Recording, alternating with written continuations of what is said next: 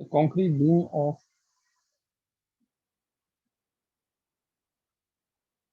a rectangular cross section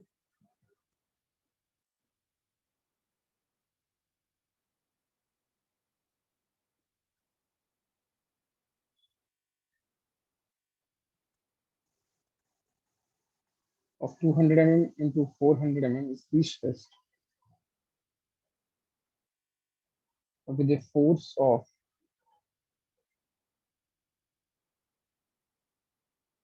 400 kilonewton at eccentricity of 100 mm.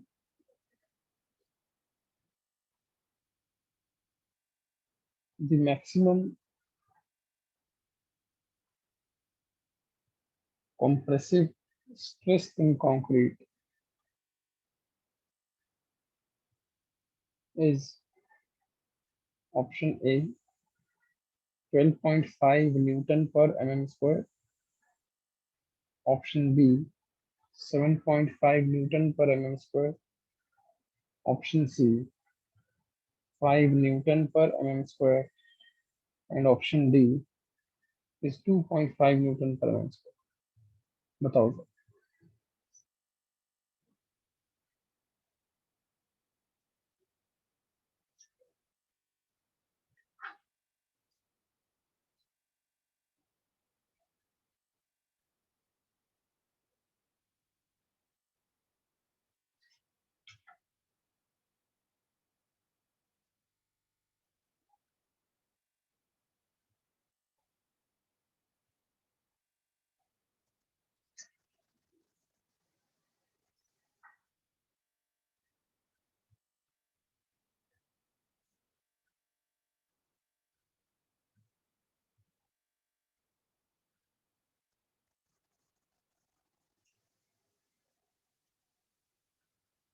अगला question.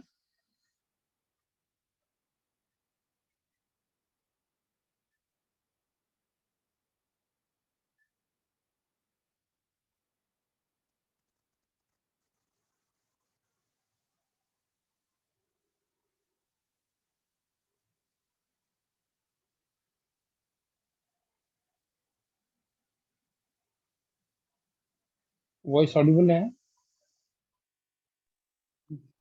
Yes sir.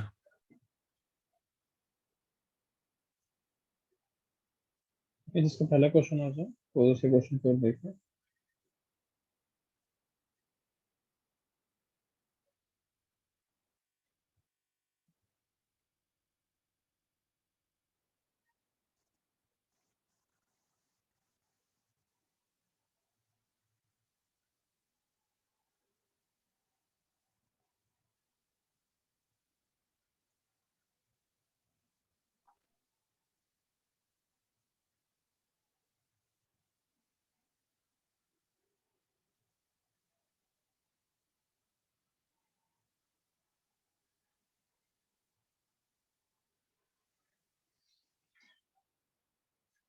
आया किसी को पहला क्वेश्चन आंसर आया किसी को?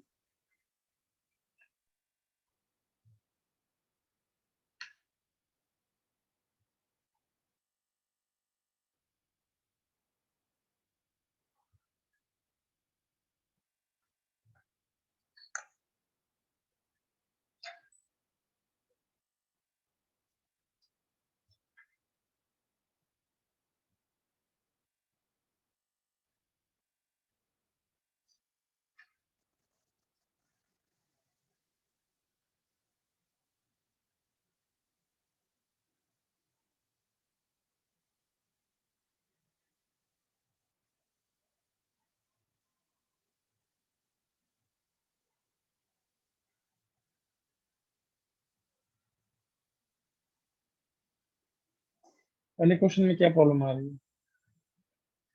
है? There is a beam 200 mm width है, इसकी 400 mm डेप्थ है। ठीक है, फोर्स कितना लग रहा है? कितना फोर्स है? 400 किलो न्यूटन। सेंट्रिसिटी पे है। ठीक है, सेंट्रिसिटी कितनी है? 100. 100 में कर लो उसको, जी पे कर लो ट्रांसफर। 400 न्यूटन, मोमेंट कितने का बन गया?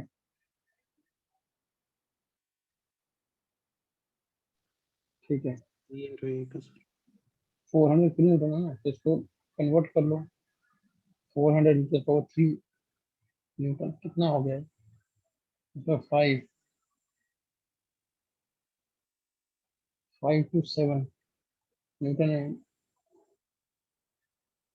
ठीक है, तो अब ये लोड की कोई एक्सटर्नल लोड की बात नहीं हुई है इसके अंदर। Maximum compressive stress in the concrete, maximum compressive stress, तो पहला फोर्स जो सीजी पे लग रहा है उसका कंप्रेशन, उसका स्ट्रेस कैसे आएगा? यूनिफॉर्म। ठीक है, सीजी वाला जो फोर्स है वो क्या करेगा? यूनिफॉर्म कंप्रेशन देगा, प्लस जो सेंट्रिसिटी है, बताओ कहाँ पे देगा कंप्रेशन, बॉटम में कि टॉप में? बॉटम। बॉटम में देगा। ठीक है, बॉटम में देगा, कुछ ऐसा आएगा स्ट्रेस डायग्राम।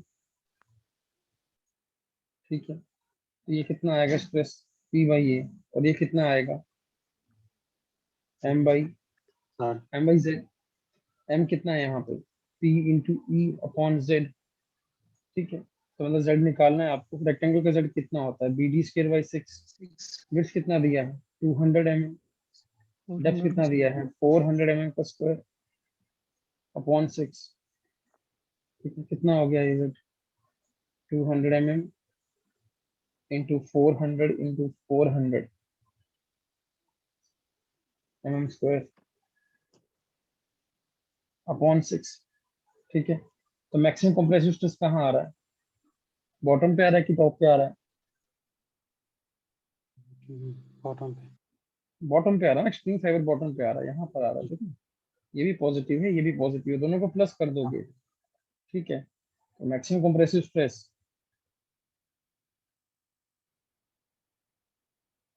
कितना हो गया? P by A, plus P by A क्यों किया? क्योंकि कंप्रेशन को पॉजिटिव लिया है, plus P E by Z. ठीक है, पी कितना है आपका? 400 कितना को 3 न्यूटन। एरिया कितना है? 200 mm into 400 mm, plus P into E. 400 into 10 3 into E कितना है? What is the centricity given? 100 mm। ठीक है, न्यूटन अपॉन जेड कितना है? 200 इंटू 400 इंटू 400 mm³ इंटू 6। ठीक है जी, इसको सॉल्व करो, आंसर आ जाएगा आपका। ये 400 और 400 चला गया। ठीक है, 1000 अपॉन 200 कितना हो गया? 5। 5 प्लस, यहाँ देख लो अब, ये 400 गया।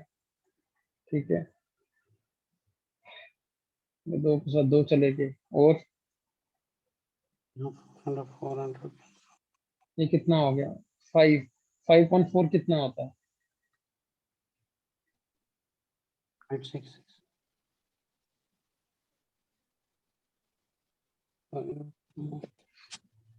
ये 6 भी तो है यहाँ पे, ये 2 और 3। ठीक है, ये 15/7.5 हो गया। कितना आ गया आंसर? 12.5। क्या प्रॉब्लम थी इस क्वेश्चन में? लगा था। ठीक है, अरे ये इतना लेंथी तो आ सकता है आपको, टाइम कोई टाइम दिक्कत लगा नहीं। था निकालने। हाँ, इसमें सबसे बेसिक प्रॉब्लम है प्रीस्ट्रेसिंग के अंदर, इससे बेसिक क्वेश्चन नहीं बनता न्यूमेरिकल में। मतलब एग्जामिनर को देखने में आसान ही रहता है, क्वेश्चन थोड़ा लेंथी होता है पर आसान बहुत होता है। ठीक है, तो आप ऐसे एक्सपेक्ट करें कि आपको आना चाहिए क्वेश्चन ये वाला, आना चाहिए question ये वाला। ठीक है, लेना स्क्रीनशॉट ऊपर से इसका, या कर लोगे अब?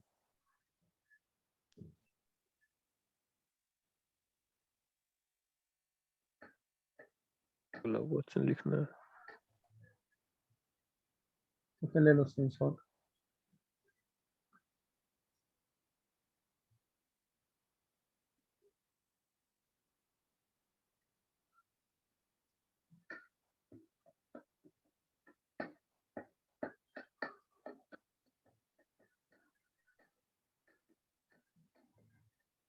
Done.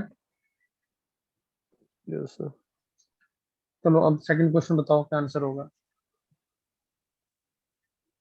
Sir A part bond to the Bond concrete. to concrete.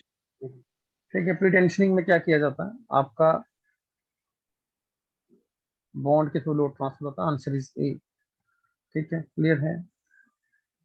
ऐसे वाले क्वेश्चन बड़े आराम से करते हो आप। चलो नेक्स्ट देखते हैं।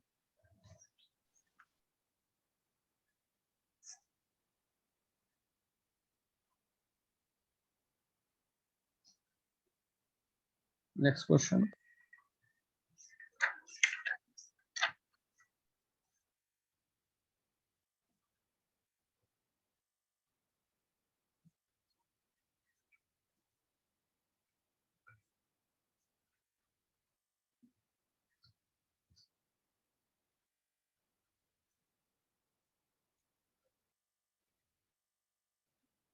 a partially pre-stressed member is one which option A is one in which tensile stresses and cracking stresses and cracking are permitted under service load. Option B, no tensile stress are permitted. No tensile stresses are permitted पहला ठीक है sir A part. under service load. Option C, mild steel is used in addition to pre-stressing steel. Option D, tensile stresses are permitted but not cracking under service loads. क्या answer होगा? Sir A option part. ये part ठीक है, तो तीन तरह की हमने प्री स्ट्रेसिंग पढ़ी थी। ठीक है, सर टाइप कौन 1 कौन सी टाइप थी? टाइप 1 कौन सी होती थी? Full pre stressing. Full pre type stress. 2 होता था लिमिटेड। लिमिटेड में अगर लिमिटेड पूछता तो आंसर क्या होता? देखो जरा, if limited was asked in the question तो आंसर क्या होता? Tensile stress sir. An answer would be tensile stresses are permitted, है ना? अंडर सर्विस आंसर आपका क्या होता? Tensile stresses are permitted but not cracking. Cracking permit नहीं होता बट टेंसाइल स्ट्रेस परमिट होता। ये ऑप्शन सही है किसके लिए? पार्शियली। Partially pre stressing. ठीक है, answer is a. Cracking permit होगा बट क्रैकिंग का जो साइज है, विड्थ जो है, वो अलोबल लिमिट के अंदर रहेगा पार्शियल प्री स्ट्रेसिंग के अंदर।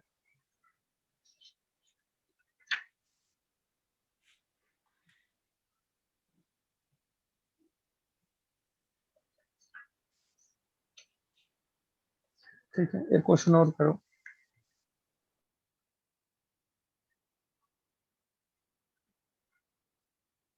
इन ए लोड बैलेंस्ड अप्रोच, मैंने वर्ड यूज नहीं किया अभी तक पहले ये, बट आपको पता है, ये मैंने बता रखा है आपको। In the load balanced approach, या फिर इसको लिखो in the load balanced pre stressed concrete,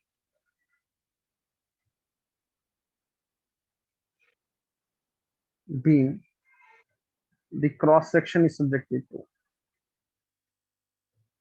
cross section is subjected to. बताओ किसकी बात चल रही है? Any guess?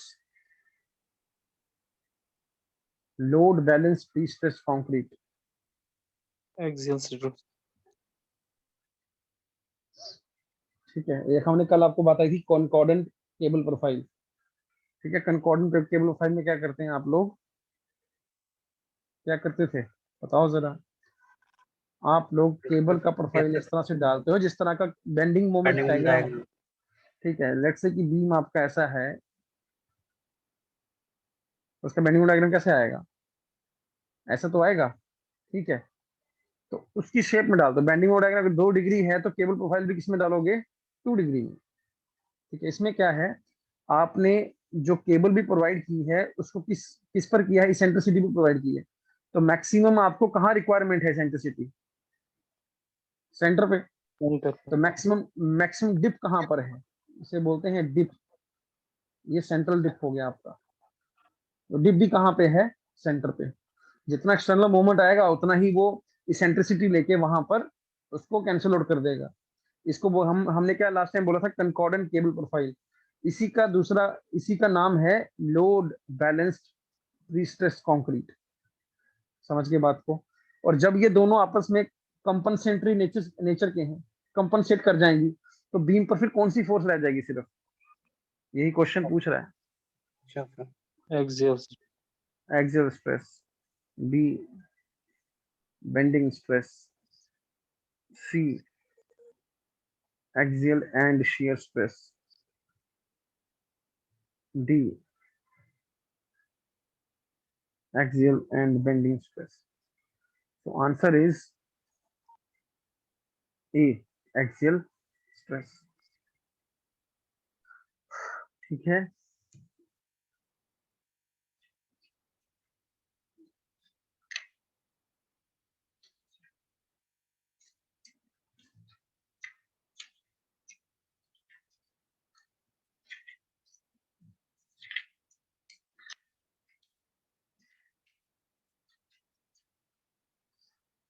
अब इस क्वेश्चन के नीचे नोट लिखेंगे। अगर I don't note,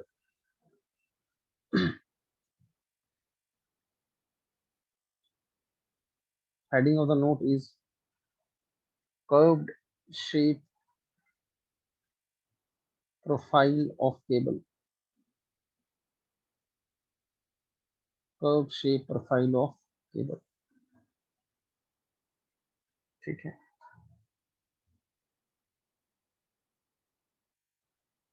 by providing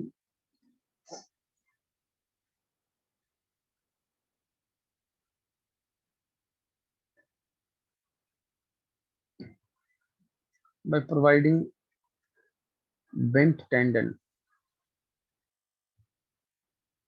the tendons will exert a upward pressure on concrete beam and will therefore counteract a part or whole of the external downward loading।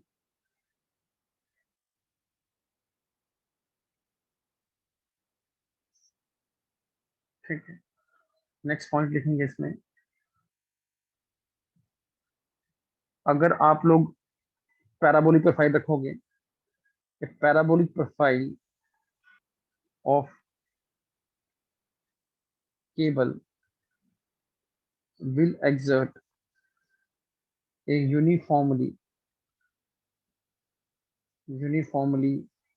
distributed upward load on the beam, upward load on the beam। ठीक है, second point, sharp angles. Sharp angles का मतलब हो गया इस तरह की profile. ठीक है, sharp angles in cable induce concentrated loads।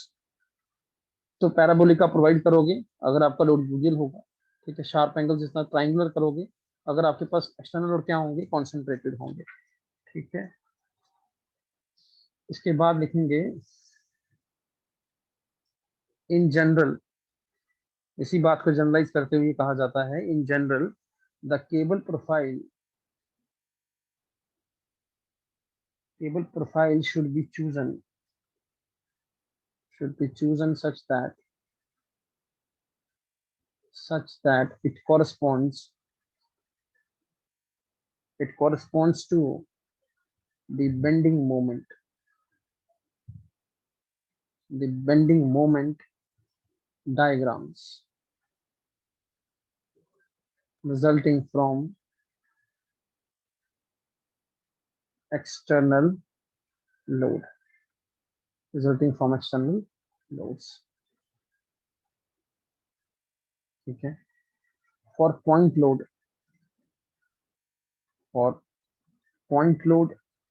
आपका बेंडिंग मोड डायग्राम कैसा होता है? Triangular. So cable profile should be triangular. Second point, for UDL bending moment diagram कैसा होता है? पैराबोलिक. केबल प्रोफाइल भी क्या रहेगा? should be parabolic. Third, for 2-point loads तो मुझे बताओ कैसा शेप रहेगा? बहुत पॉइंट पे फॉगिंग हो जाएगी between bending mode diagram trapezoidal हो जाएगा. 2 पॉइंट लोड के लिए बेंडिंग मोड डायग्राम कैसा बनता है? ऐसा नहीं बनता. ठीक है. तो बेंडिंग मोड डायग्राम ट्रेपेजोइडल है तो केबल प्रोफाइल भी क्या रहेगा? Cable profile should be trapezoidal. Clear है?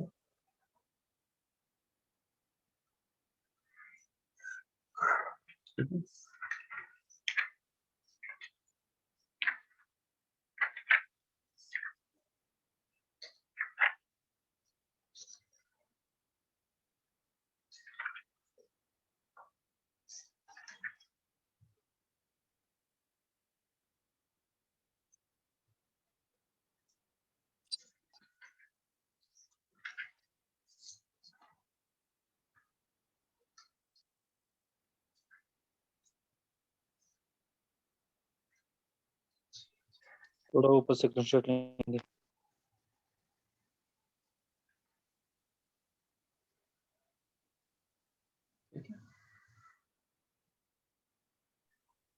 डांस हैवी स्ट्रक्चर्स के लिए आप कौन सी करते हो? पोस्ट टेंशनिंग, प्री टेंशनिंग करते हो? बताओ जरा.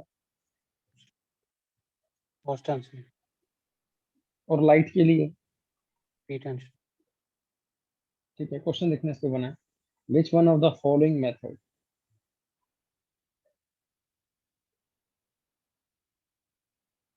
is employed to manufacture pre-stressed concrete sleepers? Sleepers देखे आपने कभी? रेलवे स्लीपर्स देखे हैं? यस ठीक है. Yes. आप देखना उनका हॉगिंग कर्वेचर पहले से दे रखा होता है उसमें. वो प्री स्ट्रेसिंग कर रखी होती है उनकी. 20 ठीक है. तो कौन सा प्रोसेस एम्प्लॉय करते हैं? First option is post tensioning. Second is pre tensioning. C is pre tensioning followed by post tensioning.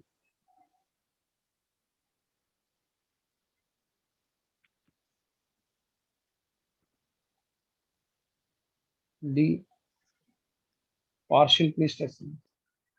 बताओ जरा क्या आंसर होगा? पहले से बने होते हैं. हम्म. पहले से बने होते हैं. समटाइम्स कभी कभार कहीं पे करते हैं पोस्ट टेंशन. नहीं, प्री फॉरवर्ड में पोस्ट टेंशन. बनते किस प्रोसेस से हैं? मतलब कि जब उसको बनाते हैं तो उसमें प्री टेंशनिंग करते हैं कि पोस्ट, उसको लगाने के बाद फिर सरिया खींचते हैं इसमें? नहीं सर, ऐसा कब देखा आपने? पहले से ही करते थे. Answer is pre tension. बहुत सिंपल इसमें है. तो fog होते हैं इसमें. ठीक है.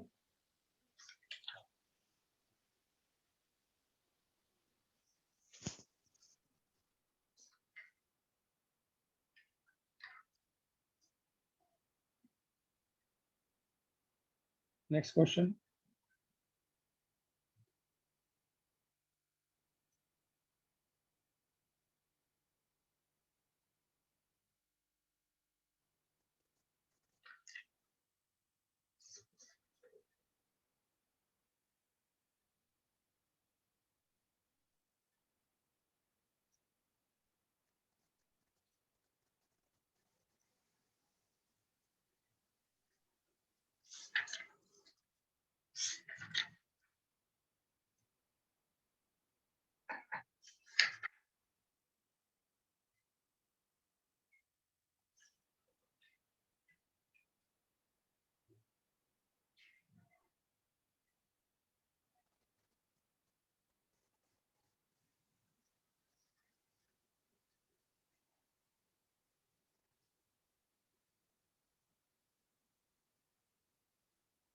in conventional pre-stressing,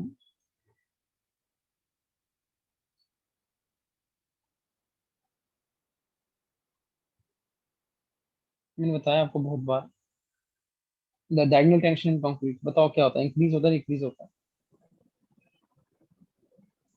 decrease. Diagonal tension आपका क्या होता है, डिक्रीज हो जाता है, ठीक है, डायगोनल टेंशन डिक्रीजेस।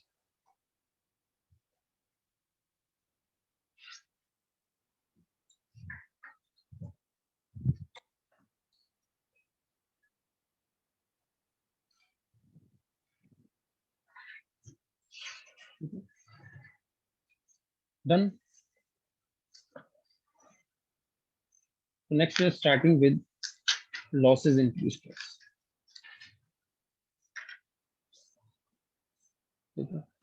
मेंशन नहीं है वैसे तो, बताओ पढ़ोगे या नोट्स भेज दो? सिलेबस में है ही नहीं। सिलेबस में मेंशन नहीं है।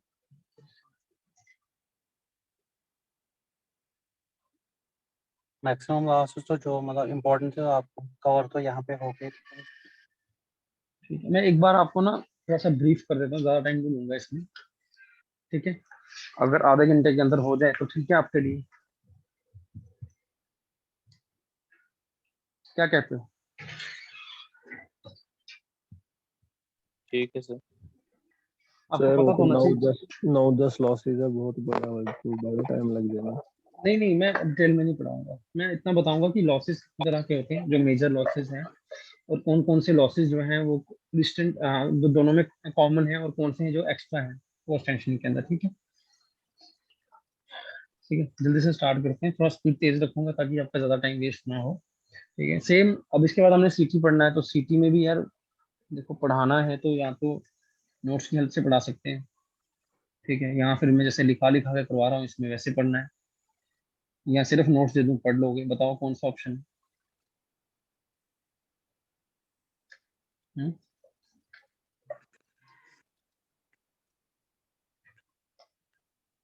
आप लोगों की मर्जी है। सीटी में कितना टाइम लगेगा, कितने लेक्चर्स का? सीटी तो अगर सब कुछ मतलब लिखा लिखा के पढ़ाना फिर तो टाइम लग जाएगा, हाँ अगर नोट्स की सपोर्ट के साथ पढ़ाना है फिर टाइम कम लगेगा। सर नोट के ठीक है, साथ पढ़ेंगे उसको। नोट्स के पास साथ पढ़ लेना, ठीक है इसको। सर आप अच्छा उसमें यहाँ पे नोट प्रोवाइड कर देना ना, फिर उसके बाद हमें हाँ मतलब सीटी पता नोट क्या है, के मैक्सिमम तो मेन थेरेटिकल जो है चीजें ना, जो मैंने आपको कंक्रीट के रिलेटेड चीजें होती हैं, flexor strength, stress strain curve, वो सारे पढ़ा दिए। अब रह क्या गया, वर्केबिलिटी क्या होती है, वो तो यार आप खुद भी पढ़ोगे तो पता चल जाएगा। जी सर, वर्केबल सीमेंट तो किसको क्या हो गया, वाटर सीमेंट क्या कर, वाटर सीमेंट ज्यादा करोगे तो स्ट्रेंथ कम हो जाएगा, पानी कम रखोगे तो वर्केबिलिटी कम हो जाएगी। जी तो फिर ये ऐसा चीजें मेन मेन जनरल पढ़ाना ना, चीजें थोड़ा हैं। रिवीजन भी हो जाएगा वैसे। हाँ मैं मेन हाँ। आपको आज पढ़ा दूंगा, ठीक है, उसके बाद जो चीजें उसमें रह जाएंगी उसके नोट्स प्रोवाइड कर दूंगा, ठीक है। आज का लेक्चर ही लेंगे, ज्यादा से ज्यादा कुछ नहीं लेंगे उसको, ठीक है। अच्छा लॉसेस को देखें, लॉसेस दो तरह के होते हैं, कुछ लॉसेस इमीडिएट होते हैं जो उसी वक्त हो जाते हैं, कुछ लॉसेस आपके टाइम डिपेंडेंट होते हैं, ठीक है। तो पहले इमीडिएट लॉसेस को देखते हैं,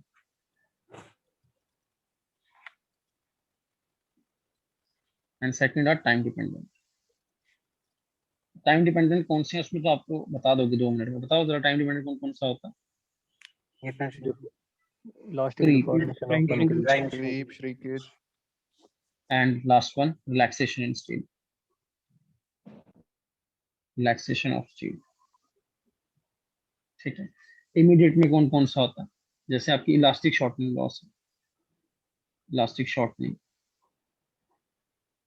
ठीक है। सेकंड लॉस में फ्रिक्शन का आता है। Third is anchorage slip, anchorage slip, ठीक। अब देखो ये जो फ्रिक्शन का लॉस है ये आपका केवल किस में आएगा, पोस्ट टेंशनिंग के अंदर। क्यों? क्योंकि इसमें आप पहले कंक्रीट का सेक्शन बना दोगे, उसके बाद उसमें बार को खींचोगे ना, पुल करोगे बार को। प्री टेंशनिंग में तो क्या है कि पहले ही आपने बार को खींच लिया, तो वहां फ्रिक्शन कौन देगा उसको, हवा में थोड़ी फ्रिक्शन लगेगी उसको, समझ आ रही बात, ठीक है। जब वहां पे मेंबर बन चुका है उसके अंदर डक्ट में आप खींच रहे हो तो वहां पे फ्रिक्शन अवेलेबल होगा, ठीक है। एंकरेज स्लिप, एंकरेज किसमें लगाते हैं? पोस्ट टेंशनिंग में लगाते हो एंकरेज, ठीक है। तो वो क्या होता है कि जब हम लोग एंकरेज एंड में फिट करते हैं वो थोड़ा सा स्लिप हो जाता है, ठीक है। हमारी जो सिस्टम है फ्रीसियन सिस्टम, आपने कल पढ़ा, ठीक है। तो 4 तरह के आपके पास सिस्टम थे वहां पे, मैग्नन, बेलाटिन, और कौन सा था? ली मैकेल। फोर्थ वन कौन सा था? Red which was the wicket fourth वाला वन? प्रेसिडेंट टीम प्रेसिडेंट लिपोडोडा सर। फ्रांस वाला। हाँ, गिफोर्ड उडाल। यूके में कौन सा बना है बताओ? यूके में 2 बने हैं, ऐसा कौन कौन सा? पहले प्रेसिडेंट वाला। फ्रेशनर तो फ्रांस में बना, वो यूके तो में बना, फ्रांस का हो यूके और गया। फ्रांस अलग है, ठीक है। लिपोडोडा ली मैकेल्स और बेल्जियम वाला कौन सा है? बेल्जियम वाला sir magnum mag magnum Belton. ठीक है, ठीक है, ठीक है। अच्छा, फ्रिक्शन वाला किस में होगा? केवल फ्रिक्शन वाला आपका सिर्फ दिखेगा पोस्ट टेंशनिंग में, और एंकल स्लिप में दिखेगा? पोस्ट टेंशनिंग में, ठीक है। अब यहाँ पे भी क्वेश्चन बन जाता है, बहुत आसान क्वेश्चन बनाना है जो लॉसेस में, तो मैं यही पूछ लूंगा कि इसमें से कौन सा लॉस है जो प्री टेंशनिंग में नहीं होता या फिर पोस्ट टेंशनिंग में होता, ठीक है। तो पहले तो लिख लेंगे, एक टेबल बनाएंगे।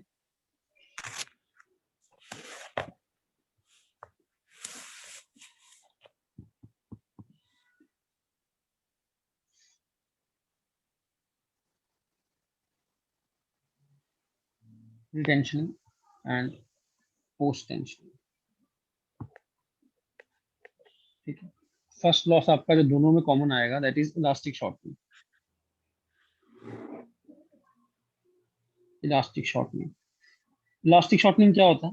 जब हम बार को स्नैप करते हैं ना, आफ्टर दी, जब कंक्रीट सेट हो जाता है प्री टेंशनिंग में, जब बार को स्नैप करते हैं, ठीक है, तो उस टाइम झटका लगता है पूरे कंक्रीट मेंबर को, तो झटके से क्या होता है, उसकी इलास्टिक शॉर्टनिंग हो जाती है, ठीक है।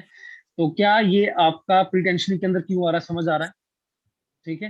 पोस्ट टेंशनिंग में कंडीशन है इसके अंदर, पोस्ट टेंशनिंग के अंदर क्या कंडीशन है? अगर आप सारे के सारे बार्स जो हैं साइमल्टेनियसली स्ट्रेच कर लेते, तो क्या इलास्टिक शॉर्टनिंग लॉस आएगा? मेरा ये क्वेश्चन है आप लोगों से। यस सर आएगा। अगर सपोज करो आपने 4 बार ही कर, 4 बार्स हैं जिनको आप पोस्ट टेंशन कर रहे हो, ठीक है, उनको पुल लगा रहे हो। आपने जब पुल, पहले आपका कंक्रीट बन चुका है, कंक्रीट बन चुका है, यहां से 4 बार को पुल लगा रहे हो आप, ऐसा, ठीक है। अभी जब पुल ये जो पुल लग गया आपका, उसके बाद ही तो आप मेजर करोगे कि इसमें प्रीस्ट्रेस कितना आया है, ठीक है। कब मेजर करोगे बार्स के अंदर की प्रीस्ट्रेस कितना है? जब पुल लगाने के बाद। तो अगर आपने चारों के चारों बार एक साथ में पुल किए होंगे तो उसके बाद ही करोगे मेजर, तो उस टाइम लॉस क्या होगा? कोई लॉस नहीं होगा। हाँ, अगर आप बार्स को बारी बारी करके पुल करते हो, टर्न वाइज पुल करते हो, पहले मैंने एक बार को पुल किया, फर्स्ट बार को पुल किया, ठीक है, फर्स्ट बार के बाद मैंने प्री स्ट्रेस नोट कर लिया, तो ये स्टेप 1 हो गया, अभी तक कोई लॉस नहीं है। फिर मैंने सेकंड बार पुल किया, अब बताओ, अब लॉस आएगा? यस सर फर्स्ट में आ जाएगा। अब क्या आएगा? लॉस इन फर्स्ट आएगा, लॉस इन फर्स्ट आएगा, no loss in second, no loss in second. फिर थर्ड बार पुल करोगे, फिर किस किस में लॉस आएगा? फर्स्ट एंड लॉस आएगा second. First first and in second second. में, थर्ड में कोई लॉस नहीं आएगा। जब फोर्थ बार पुल करोगे तो लॉस किस में आएगा? तीनों में आएगा। लॉस आएगा फर्स्ट में, सेकंड में, थर्ड में, पर फोर्थ में लॉस नहीं आया। क्या मेरी बात समझ आई? यही यस क्वेश्चन सर। है। पोस्ट टेंशनिंग के अंदर अगर सभी बार्स को इकट्ठे पुल किया जा रहा है साइमल्टेनियसली, तो वहां पर लॉस नहीं आएगा इलास्टिक शॉर्टनिंग का, या इलास्टिक डिफॉर्मेशन भी बोलते हैं वहां पे, ठीक है, ये शब्द भी यूज हो सकता है, ठीक है। मैं लिख रहा हूँ इसको अब।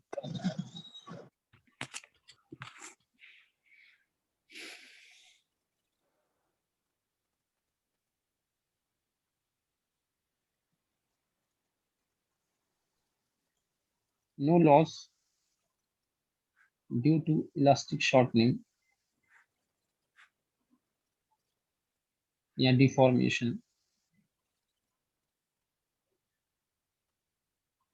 when bars all bars are simultaneously tensioned, simultaneously tensioned।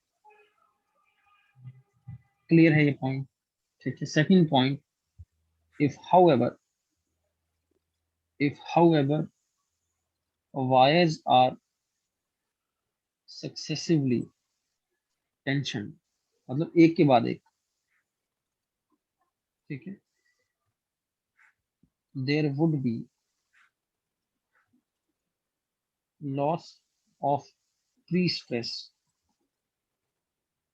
due to elastic deformation, due to elastic deformation of concrete, Concrete. due to elastic deformation of concrete. Expression दे रहा हूँ, expression would be common to both cases, ठीक है। Expression आपके लिए important रहेगा, अगर question आएगा तो एक्सप्रेशन पर क्वेश्चन बन जाता है। इलास्टिक शॉर्टनिंग लॉस का एक्सप्रेशन जो है कॉमन है, ठीक है, जो रेड पेन से लिख रहा हूँ वो कॉमन चीजें हैं, is equal to m times fc, ठीक है। m यहाँ पे मॉडुलर रेशियो, मॉडुलर रेशियो, ठीक है। मॉडुलर रेशियो क्या होता है, ES अपॉन EC. ठीक है। FC आपका स्ट्रेस हो गया कंक्रीट के अंदर, ठीक है। First loss is clear.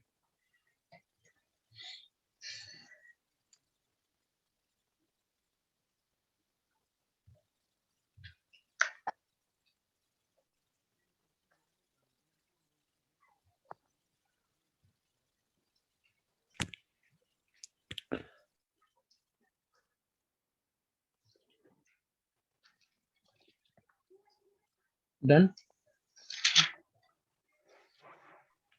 Yes, sir.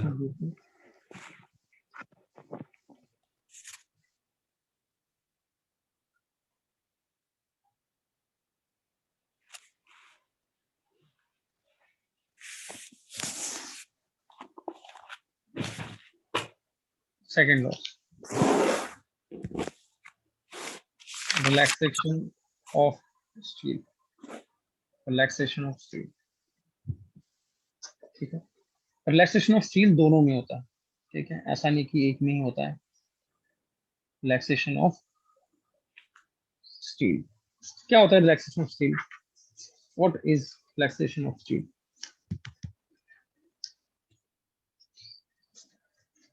ठीक है।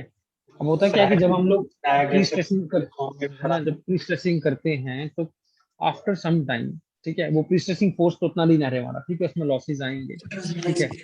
तो लॉस ऑफ प्री स्ट्रेस आपका हो जाएगा, उसी को आप कहते हैं that is relaxation of steel, ठीक है। यहाँ पे लिखेंगे रिलैक्सेशन ऑफ स्टील का मतलब है relaxation of steel is defined as the decrease in stress, decrease in stress with time under constant strain, under constant strain, ठीक है। रिलैक्सेशन की वजह से, due to relaxation in steel there is loss of pre-stress, loss of pre-stress, ठीक है।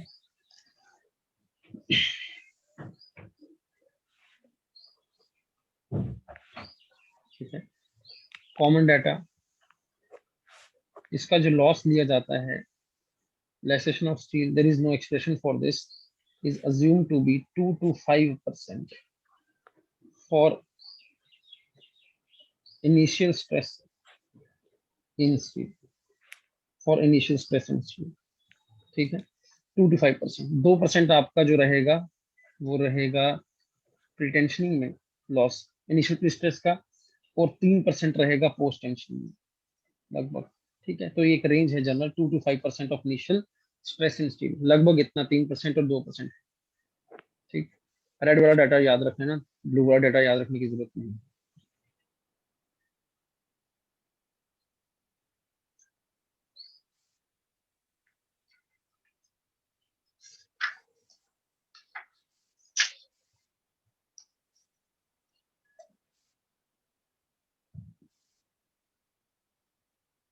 हो गया?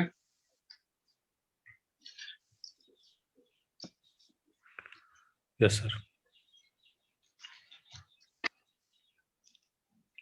दो लॉसेस हो गए, दोनों जो common, third loss which is common, loss due to shrinkage of concrete, ठीक है, सेम है जरूरी, loss due to shrinkage of concrete.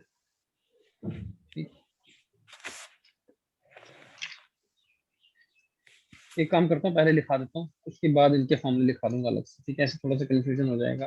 पहले लिखा देता हूँ कौन कौन से लॉसेस हैं, उसके बाद अलग से वैल्यूज लिखा दूंगा। नेक्स्ट है loss due to creep, loss due to creep of concrete,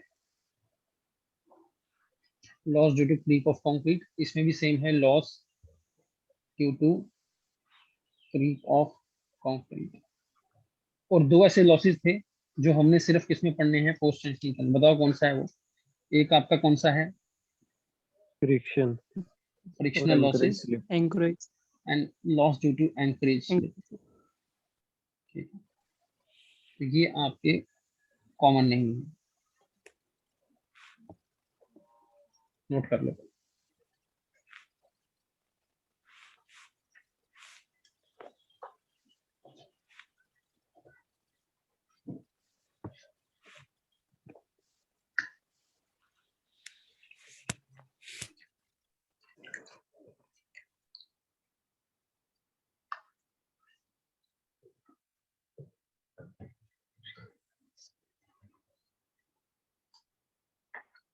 done.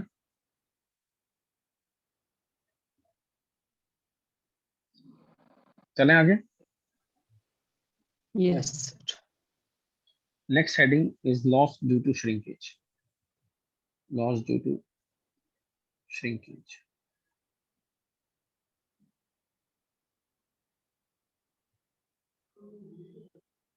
Loss to shrinkage, ठीक है।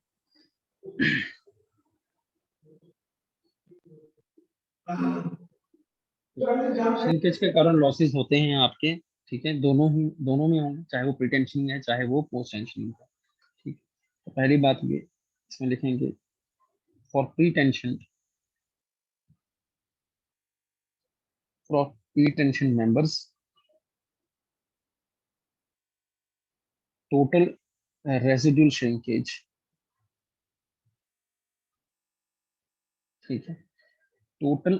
ये रेसिडुअल श्रिंकेज का मतलब ये है कि कितना श्रिंकेज अभी होना है after the stage of transfer, transfer stage की बात की टर्म्स हैं, ठीक है। Total residual shrinkage is equal to shrinkage strain, कितना स्ट्रेन आएगा श्रिंकेज के कारण, is equal to 3 into 10⁻⁴। Very important data, अगर क्वेश्चन बनते हैं इसके पहले भी, ऑल्दो आपके मेंशन नहीं है बट स्टिल आप इसको याद करके जाना पड़ता है, ठीक है, थोड़ा सा लेके जाएंगे अपने पास। Next, for post tension, for post tension members total residual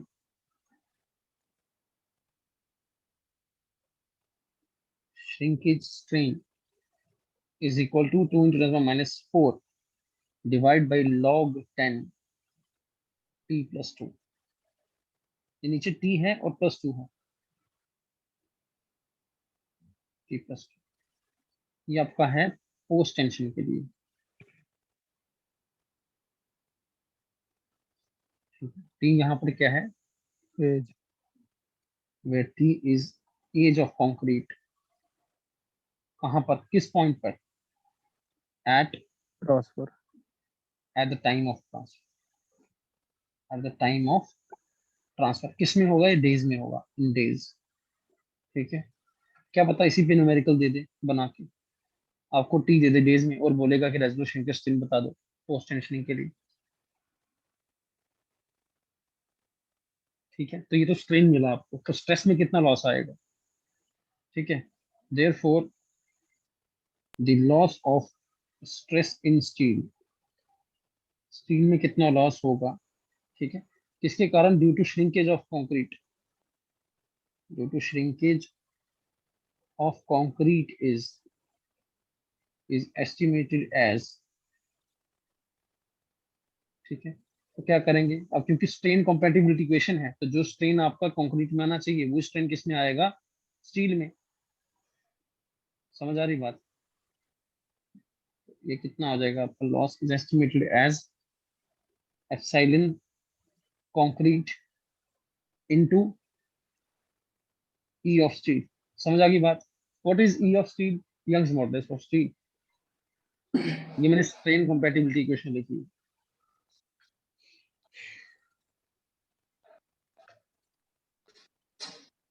Done.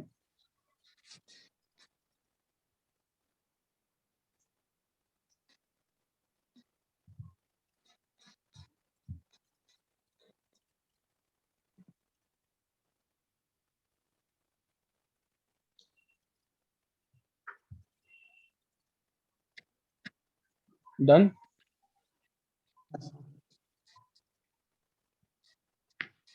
देखो छोड़ के मत जाना, याद करके जाना वैल्यूज।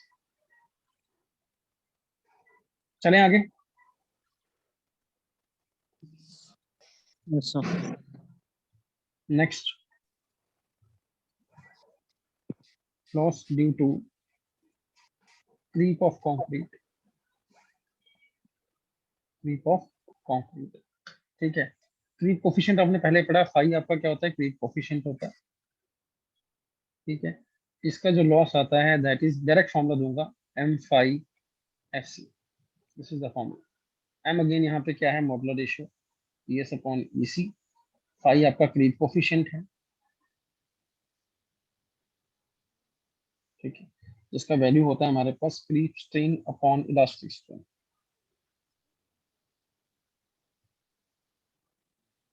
आरसीसी के चैप्टर नंबर 1 में मैंने फाई की वैल्यू लिखवाई थी, टेबल बनवाया था फाई का, और मैंने कहा था इसको याद रखना। देखते हैं किसको याद है।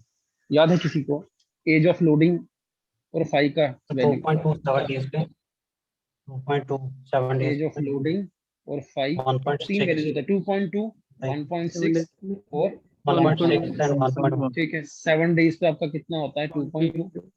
28 डेज पे 28 होता डेज है 1.1, 1 year.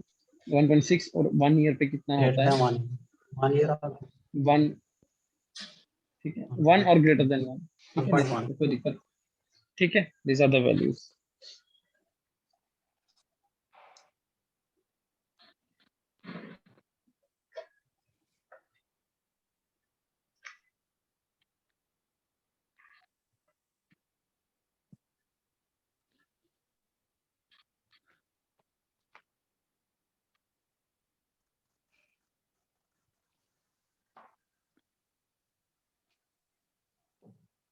Done. Yes. Next, loss due to anchorage slip. ठीक है, तो क्या करते हैं जब पोस्ट टेंशनिंग करते हैं, इन पोस्ट टेंशन मेंबर्स,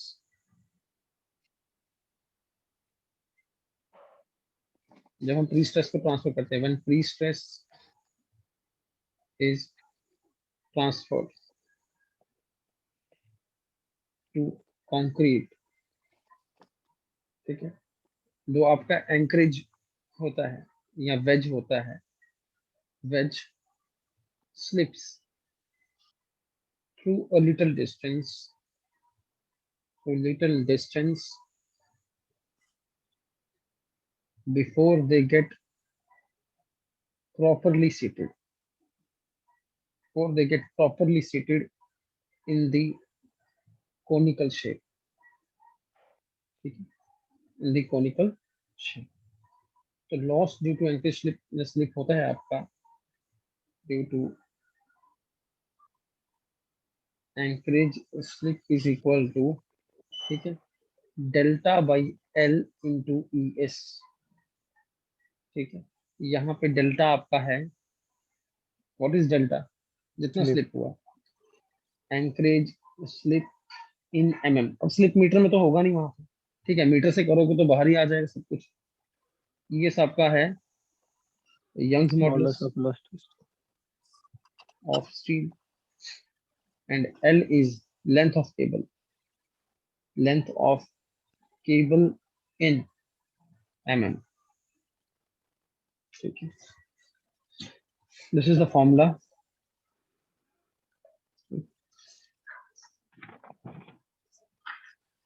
कुछ टिपिकल वैल्यूज मैं यहाँ पे लिखा देता हूँ।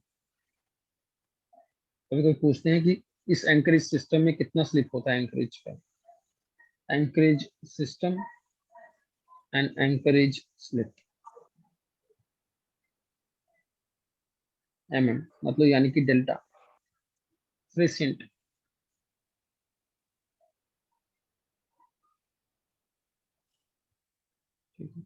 पहला आप कैसे 12.5 mm 5 12.5 mm 5 स्ट्रैंड्स, और दूसरा केस है 12.2 mm 5 स्ट्रैंड्स। इसमें आपका वैल्यू आता है 4 mm, इसमें वैल्यू आता है 6 mm। Second is Magnel, Magnel बेल लैटिन इज 8 mm। ठीक है। थर्ड सिस्टम हमने पढ़ा नहीं, इसको नाम दे रखा है टेबल में, इसका नाम है DYWIDAG। ठीक है, पढ़ने की जरूरत नहीं है इसको, यहाँ पे 1 mm। ये वैल्यूज नोट करना।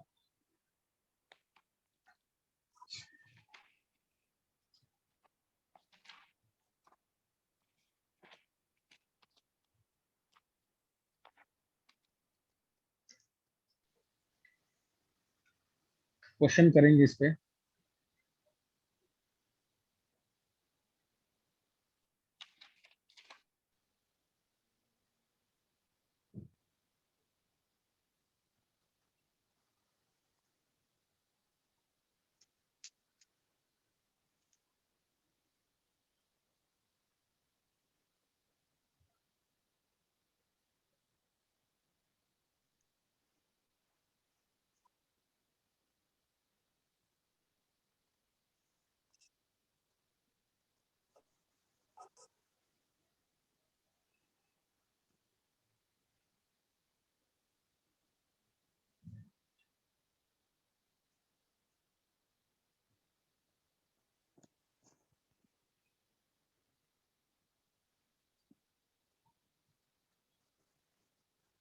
कर सकते हैं क्वेश्चन, करो ट्राई।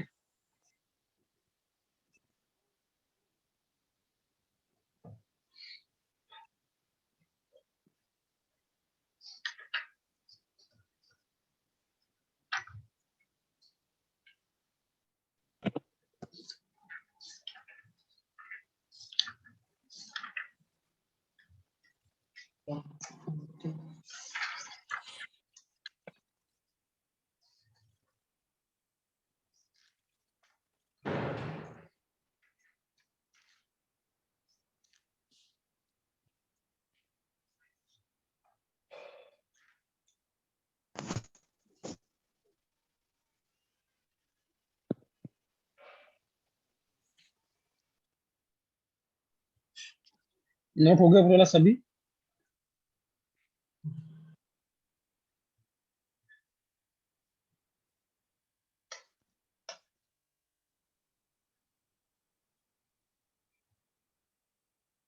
कैसे निकालेंगे? लॉस क्या होता है आपका एंकरेज का?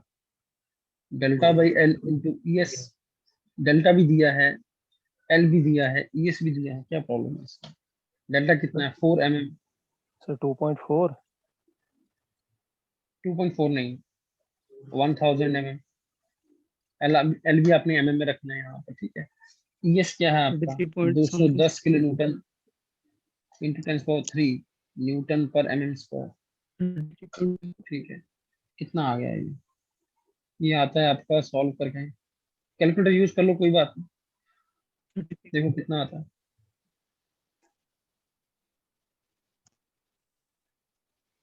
33.6. 33.6 बिल्कुल सही, 33.6 mm स्क्वायर। पर क्वेश्चन में आपसे पूछा है परसेंटेज लॉस निकालना। परसेंटेज लॉस कैसे निकलेगा? 33.6 का लॉस हो गया, टोटल फोर्स कितना था? 1200, 1200 इंटू 100। इसको कैलकुलेट करो कितना आ रहा है।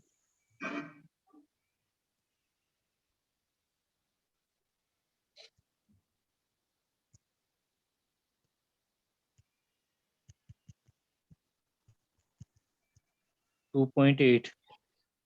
बिल्कुल सही, 2.8%। 2.8।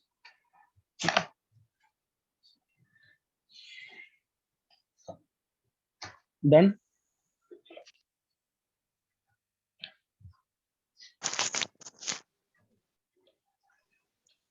Yes sir.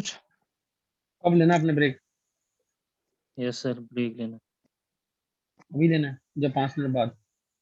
तो लेट हो गया आज, 15 मिनट ऑलरेडी। चलो ठीक है, कब तक आओगे? 5:50 पे आ जाओगे? ओके। ठीक है, आ जाओ।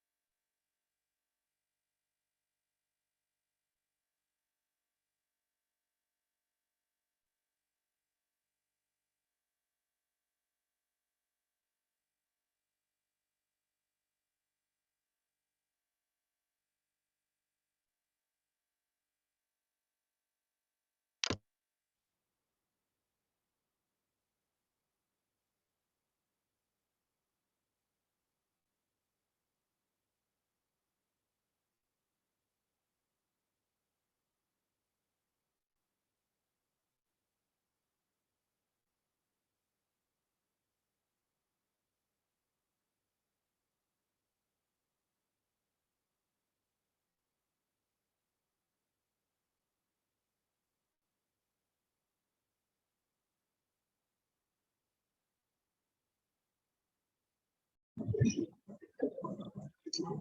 है, तो नेक्स्ट लॉस हमारे पास जो लास्ट लॉस आता है आपका, that is loss due to friction. ये थोड़ा सा एक्सटेंसिव होता है, इसको थोड़ा डिटेल में पढ़ना पड़ता है, तो हम डिटेल कवर करने की जरूरत नहीं है। तो loss of stress due to friction, ठीक है, किसमें होगा? सिर्फ only post tension. In post tension, post tension, सिर्फ पोस्ट टेंशन के अंदर होगा। फ्रिक्शन क्यों जनरेट होगी? Friction is generated at the interface, at the interface of concrete and steel during stretching of curved tendon, curved tendon in a post tensioned members, ठीक है। ये loss pre tensioning के अंदर नहीं होता, ठीक है, वो बात क्लियर है, ठीक। लेट्स से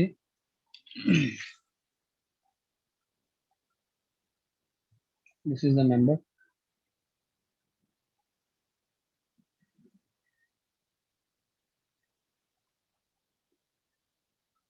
ऐसा कर्व है आपका, and this force is px, और एंड पे जो पुल लग रहा है आपका, दैट इज p।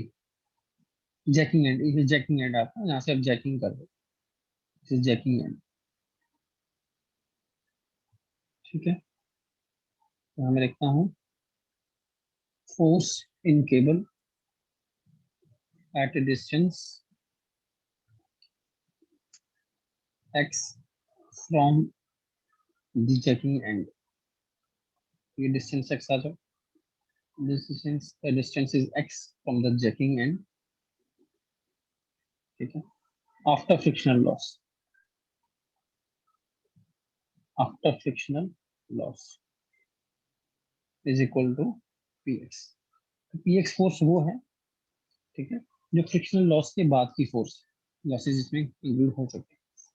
ऐसी फोर्स का जो एक्सप्रेशन है that is px equal to p not ये फोर्स पी नॉट है आपकी जैकिंग एंड वाली इंटू ई पावर में माइनस रेस power minus mu alpha plus K X. ठीक है, अब अल्फा यहाँ पे क्या है वो देख लो पहले। जैसे आपका ये टेंजेंट किया आपने, ठीक है, ये यहाँ पे टेंजेंट है, this angle is alpha, this angle is alpha.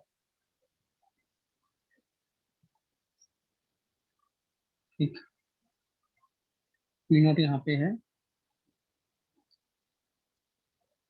Pre stressing force at jacking and, K is equal to coefficient of wobble correction factor, mu equal to coefficient of friction in curve, alpha equal to cumulative angle in a radian.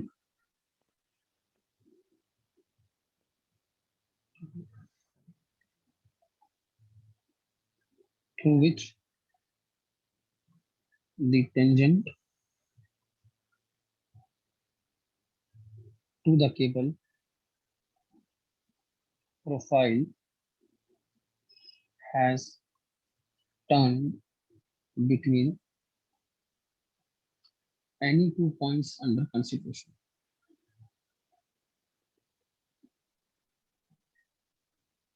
Alpha आपको दिखाया वहां कैसे लेना tangent लेके, जिस angle से tangent deviate होगा आपका नेक्स्ट वाला, दैट इज योर अल्फा। ठीक है,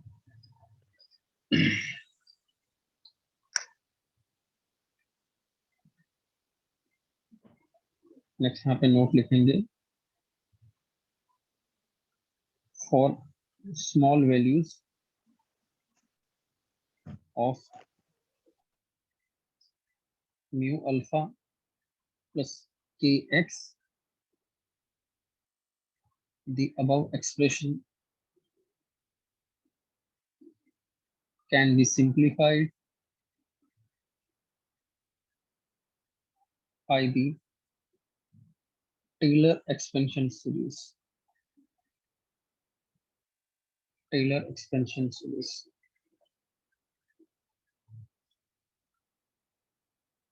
ठीक है, याद रखना क्या है, वैसे तो फ्रिक्शन तो आपको पता चल जाएगा फ्रिक्शन क्या बात हो रही है, ये एक्सप्रेशन याद रख लेना। ठीक है, दिस एक्सप्रेशन। ठीक है, और ये टेलर एक्सपेंशन सीरीज याद रख लेना। और एक चीज और याद रख लेना कि फ्रिक्शन, ये जो म्यू है कैसे किस तरह से आपका कम हो सकता है, म्यू कैन बी रिड्यूस्ड।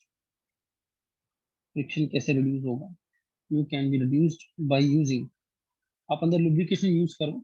ठीक है, लुब्रिकेशन से क्या होता है, आपका फ्रिक्शन कम हो जाता है। लुब्रिकेशन लाइक, जैसे आप ग्रीस यूज कर सकते हो, सेकंड आप यूज कर सकते हो graphite, and third you can use paraffin oil. Paraffin oil,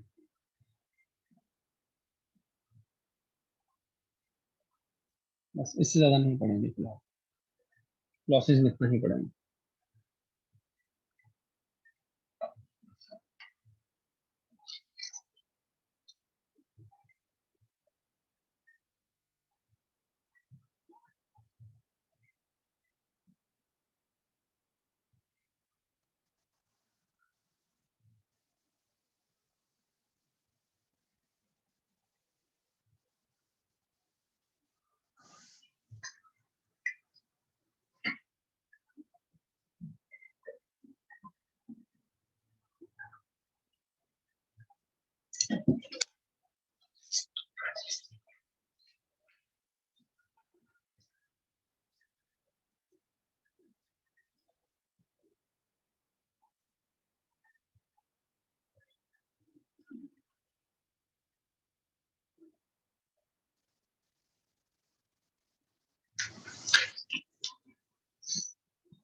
हो गया ये?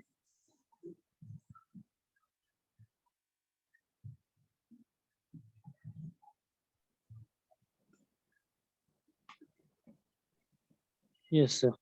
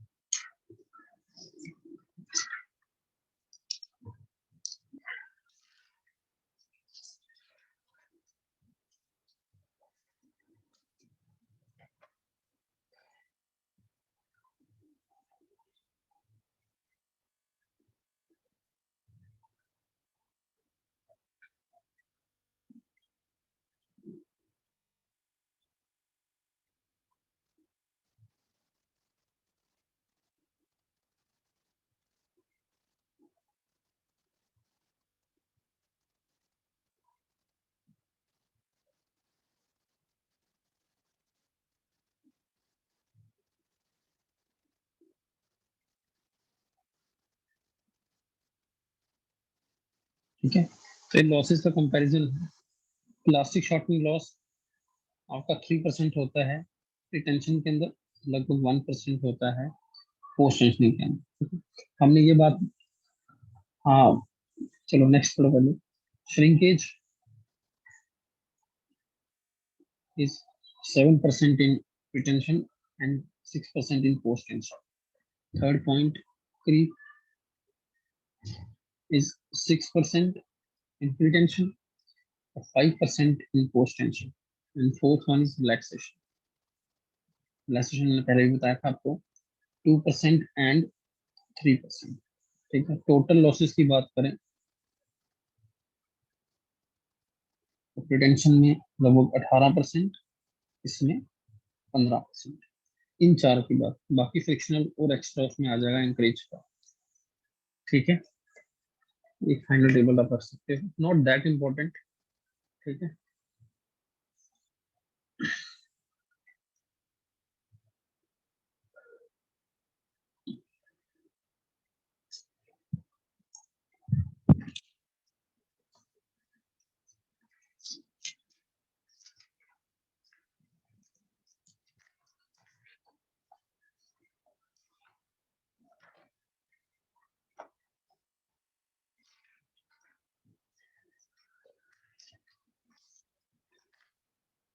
हो गया।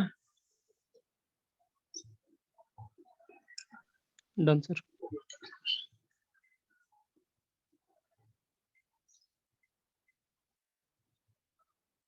नेक्स्ट आ जाओ कंक्रीट टेक्नोलॉजी।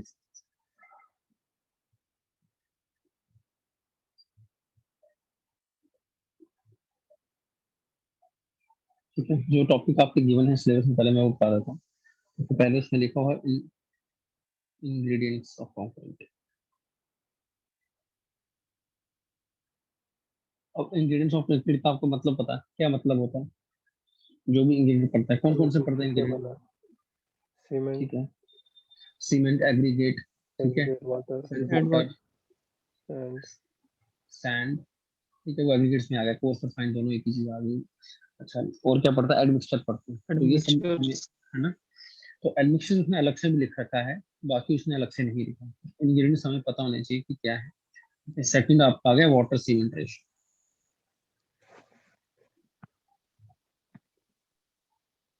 थर्ड उसमें लिखा है workability. Fourth is properties of concrete. Concrete का क्या प्रॉपर्टी होता है? वो हार्ड होता है ना, करोजन को रेजिस्ट करता है, ये सब बातें। एडमिक्सचर्स, उसका फ्लेक्स स्ट्रेंथ कितना है, उसका, वो सब बातें हम उसमें प्रॉपर्टीज में ला सकते हैं। एडमिक्सचर्स। सिक्स्थ है special concretes. Seven, non destructive testing on concrete. ठीक है, तो ये सब आपका कंक्रीट टेक्नोलॉजी में मेंशन है सिलेबस के अंदर।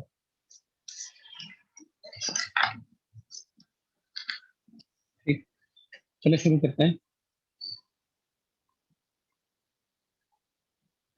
बताओ कंक्रीट कैसे मिलता है आपको? Concrete is obtained by mixing.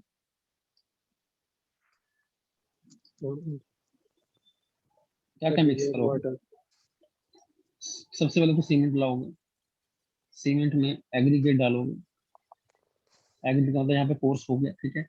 उसमें फिर सैंड डालोगे, ठीक, इसमें वाटर डालोगे, ठीक है, प्लस एडमिक्सचर डालोगे, वो ऑप्शनल होता है, ठीक है। तो ये आपका इंग्रेडिएंट्स आ गए, ठीक। प्रॉपर्टीज लिखते हैं, what are the properties.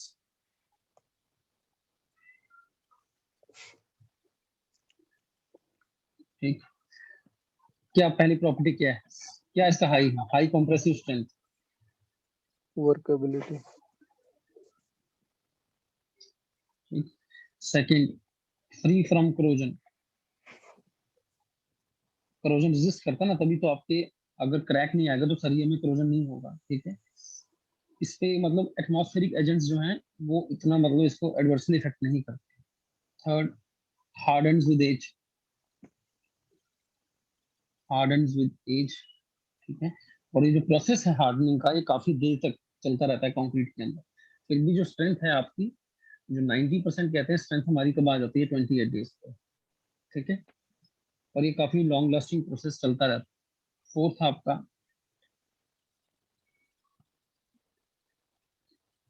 Week intention, weak intention. Fifth property आपका क्या है? बाइंड्स रैपिडली,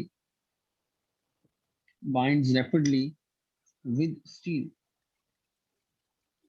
ठीक है, बाइंड्स रैपिडली विद स्टील। तो एक वहां पे परफेक्ट बॉन्ड बना देता है, जिसका रिक्वायरमेंट है स्ट्रेन कॉम्पेटिबिलिटी का।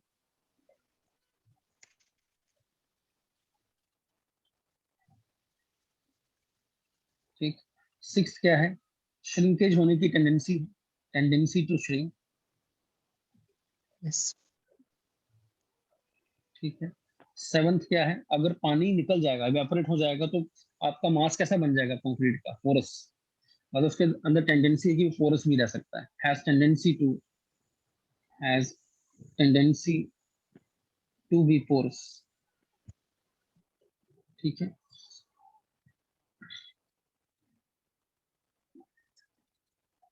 ठीक है, पोरोसिटी से बचने के लिए हमें क्या होना चाहिए? What are the steps taken? ठीक है, Com- बताओ। पहली बात तो Compaction. ग्रेडेशन, आपकी ग्रेडेशन प्रॉपर होनी चाहिए, देयर शुड बी, हाँ कॉम्पैक्शन तो है, प्रॉपर ग्रेडेशन ऑफ एग्रीगेट्स।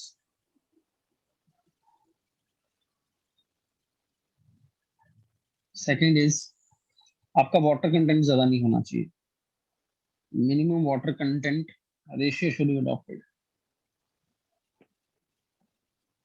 ठीक है। ज्यादा पानी रखोगे तो पानी वेपरेट हो सकता है, वेपरेट होएगा तो उसमें क्या बना देगा? वो स्पोर्स बना देगा, वॉइड्स बना देगा, ठीक है।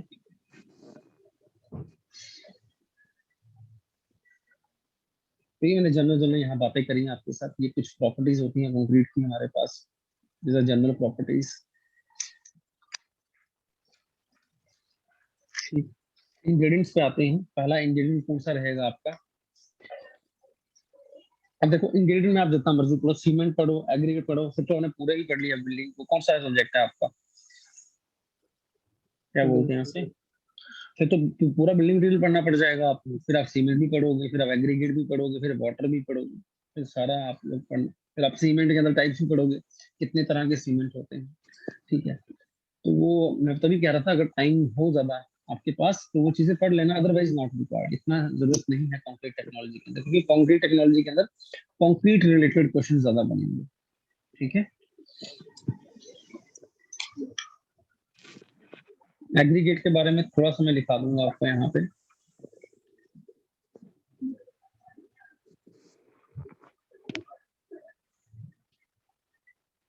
एग्रीगेट्स, ठीक है।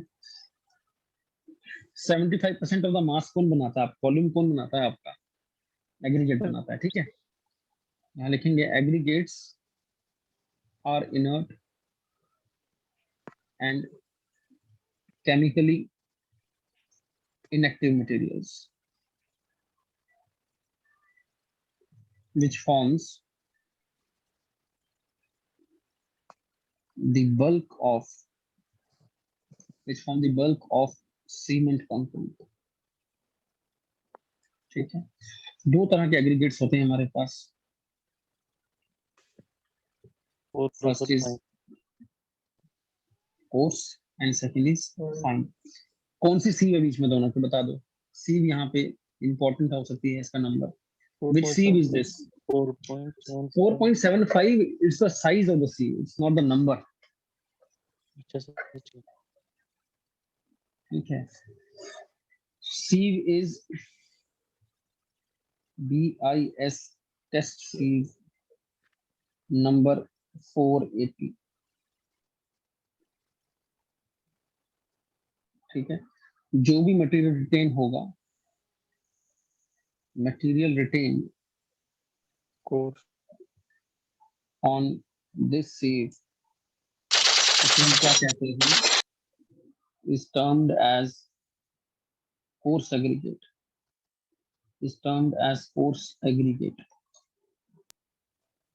ठीक है, और जो मटेरियल इसमें से फाइन होगा वो निकलेगा. ठीक है, material passed through BIS 480, that is termed as fine aggregate. ठीक है, जनरली आप क्या करते हो, जो रिवर का सैंड होता है वो आप लोग अपने उसी को आप अपने कंक्रीट में यूज करते हो. Generally river sand is used as fine aggregate.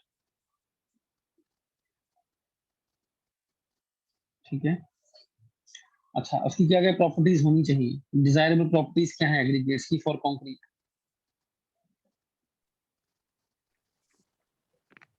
अब 10 तरह के प्रश्न एग्रीगेट के अंदर भी आप लोग पढ़े होंगे आपने, है ना. irregular shape and shape. है ना. तो डिजायरेबल प्रॉपर्टीज एग्रीगेट्स की पहली प्रॉपर्टी आपकी प्रॉपर्टीज में दिखा दूं क्या होने चाहिए. वो हार्ड होना चाहिए, जो जनरल है. Hard, durable and clean use करना है आपने. ठीक है, उसमें they should be free from lumps of clay, organic and vegetative matter, etc. ठीक है, एक और चीज जो डिजायरेबल हमारे पास यहाँ पे, not more than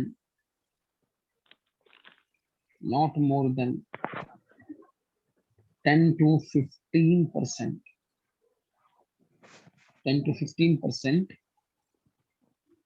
of flaky particles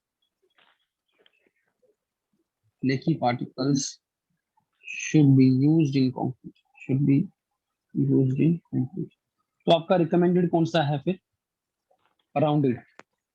ठीक है, जनरली हम राउंडेड पार्टिकल को रिकमेंड करते हैं इसमें.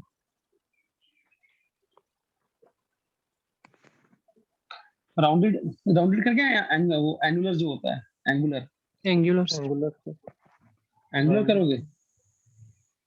यस, जी सर.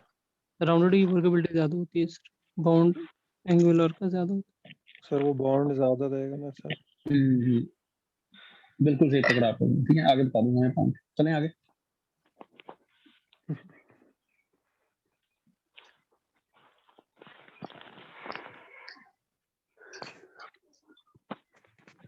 तो राउंड में क्या है कि सरफेस एरिया कम होता है, एंगुलर में क्या होता है, सरफेस एरिया आपका ज्यादा होता है. सरफेस एरिया जो ज्यादा होगा तो उसको ज्यादा सीमेंट का पेस्ट चाहिए, है ना.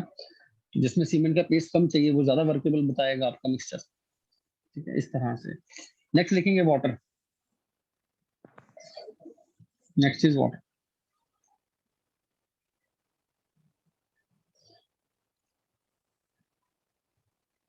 ठीक है, वाटर के लिए पहला पॉइंट, शुड बी क्लीन, साफ होना चाहिए. Second, should be free from impurities, free from impurities such as oil, bases, acids, etc. ठीक है, इन जनरल हम कहते हैं कि जो पानी पीने के लिए फिट है, ठीक है, in general the water which is fit for drinking water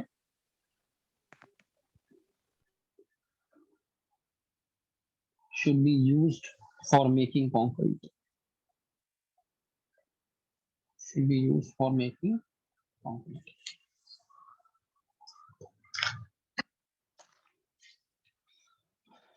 ठीक है, नेक्स्ट हेडिंग आपका आएगा सी वाटर फॉर कंक्रीट। क्या सी वाटर का यूज कर सकते हैं हम कंक्रीट बनाने के लिए? No sir. एसिडिक होता है सर। ठीक है, हर जगह तो देखो आपको प्योर वाटर नहीं मिलेगा, कहीं ऐसी जगह ही होगी जहाँ पे सी वाटर अवेलेबल रहेगा अबंडेंस, और वहां पे ये वाला वाटर अवेलेबल कराना बहुत कॉस्टली होगा। उस केस में आप लोग सी वाटर का यूज भी कर सकते हैं। ठीक है, अच्छा, सी वाटर में देखो होता क्या क्या है। Sea water contains various dissolve salts. तो सॉल्ट्स की क्वांटिटी तो क्या होती है, ज्यादा होती है सी वाटर के अंदर। ठीक है, उसमें रहेगा आपका sodium chloride 78%, magnesium chloride 15%, magnesium sulphate, अब ये वैल्यूज याद नहीं रखनी है आपको, ये मैं ऐसे लिखा रहा हूँ यहाँ पे। ठीक है, एंड उसके अंदर कैल्शियम सल्फेट भी रहेगा। मतलब दो चीजें इसमें मेन दिखेंगी आपको, सल्फेट्स, सल्फेट्स एंड क्लोराइड्स। ठीक है, अब सल्फेट का क्या एक्शन होता है एंड क्लोराइड का क्या एक्शन होता है। ठीक है, तो ये आपने देखना है, all chlorides tend to accelerate the setting of cement. तो सीमेंट की सेटिंग क्या कराएंगे, जल्दी करवाएंगे। ठीक है, and improve the strength of concrete in early stages।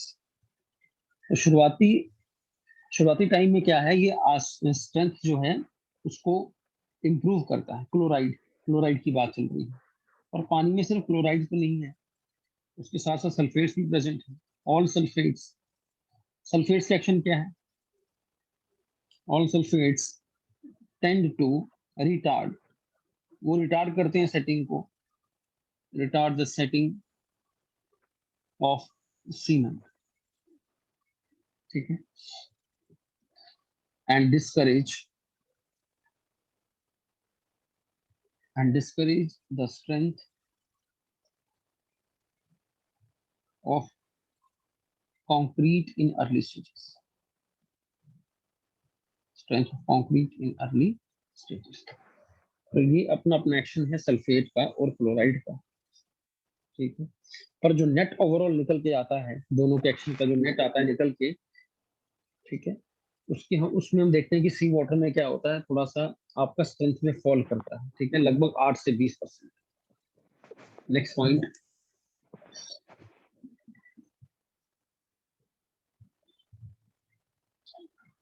it is found that the net effect of these two contradictory actions is a fall of strength of concrete to about 8 to 20%। ठीक है, sea water अगर आप use करेंगे उसका concrete बनाएंगे तो आपको क्या है, डैम्पनेस दिखेगा ज्यादा। और एक और प्रोसेस होता है एफ्लोरेसेंस, वो भी आपकी कंक्रीट में आएगी। लिखेंगे next point, the sea water tends to develop dampness and efflorescence. ठीक है, व्हाइट पैचेस आ जाते हैं आपको, ठीक है, उससे हम क्या कहते हैं, बेसिकली डिपोजिशन ऑफ सॉल्ट्स होता है सरफेस के ऊपर, that is known as efflorescence. ठीक है, अच्छा, अब हमारे पास रिकमेंडेशन क्या है, अगर हमने सी वाटर से लिखेंगे यहाँ पर नेक्स्ट,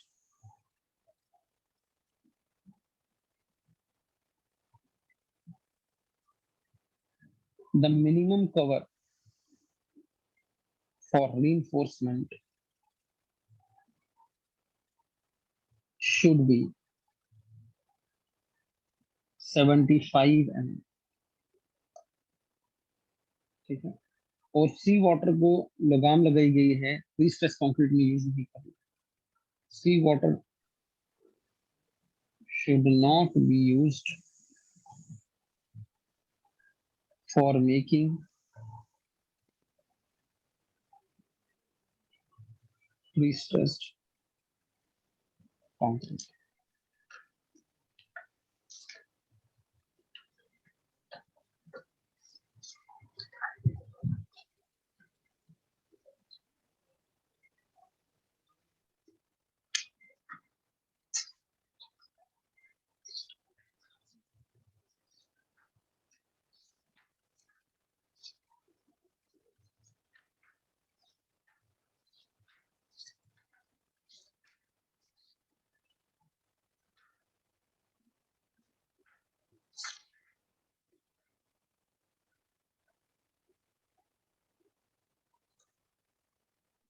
हो गया ये,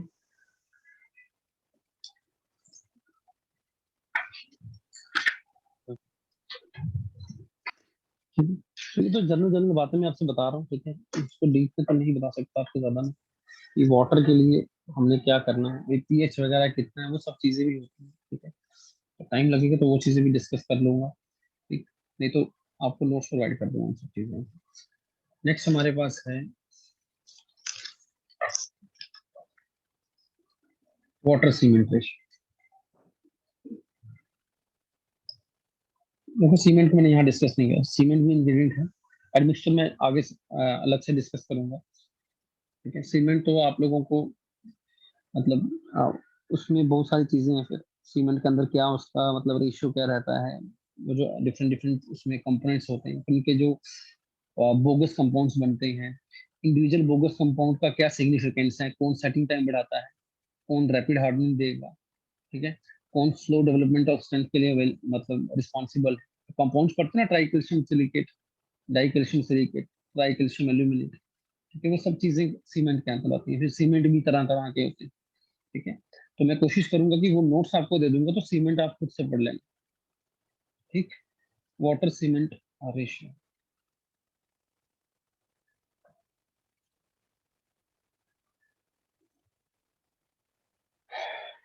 ठीक है, देखना अब जो पानी है आपका, जो आप सीमेंट में ऐड कर रहे हो, जो कंक्रीट में ऐड कर रहे हो, उसका फंक्शन क्या है ये बताओ पहले। What is the function of water which is being added in concrete? Binding करता है। बाइंडिंग करना है, पानी बाइंडिंग करता है क्या? पानी जैसे केमिकली सीमेंट करती रिएक्ट है सर। करेगा। हाँ sir, hydration sir. Hydration reaction के लिए पानी रिएक्ट करता है सीमेंट के साथ, ठीक है, और यस सर। ठीक है, और उस रिएक्शन से आपका क्या है, बाइंडिंग प्रॉपर्टीज आती है, ठीक। अगर पानी नहीं होगा सीमेंट रिएक्ट ही नहीं करेगा, सीमेंट तो तभी रिएक्ट करेगा जब उसको पानी दिखेगा, ठीक है। तो पहला काम तो ये है, पानी ने हाइड्रेशन करवानी है, और दूसरा काम पानी का ये है कि उसने मिक्सचर को वर्केबल बनाना है, ठीक है, ये दो काम है पानी के। तो यहाँ लिखेंगे हम लोग, the water in concrete has to perform two functions. Two functions. First function, the water enters into chemical action इसके साथ cement, and this action causes setting and hardening of concrete. ये फर्स्ट हो गया. सेकंड क्या है? It lubricates the aggregates and it facilitates the passage of cement through voids of aggregates.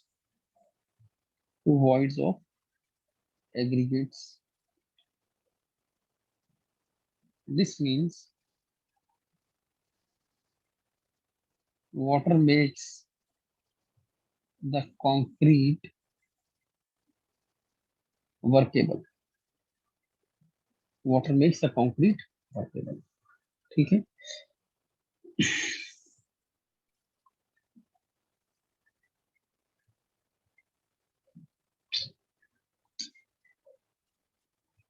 Note करो इनको पहले.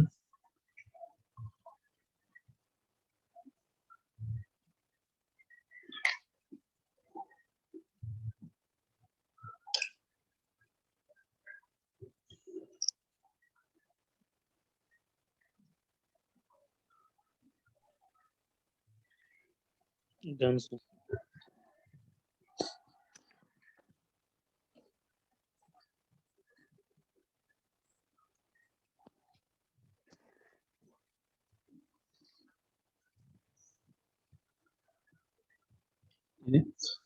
तो यहाँ पे नोट लिखेंगे.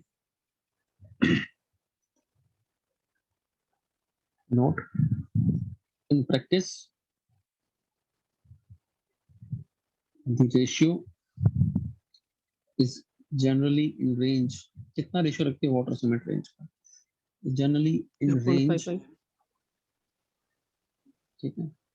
तो रेंजेस तो हमारे पास 0.35 से लेके 0.65 तक है. ठीक है.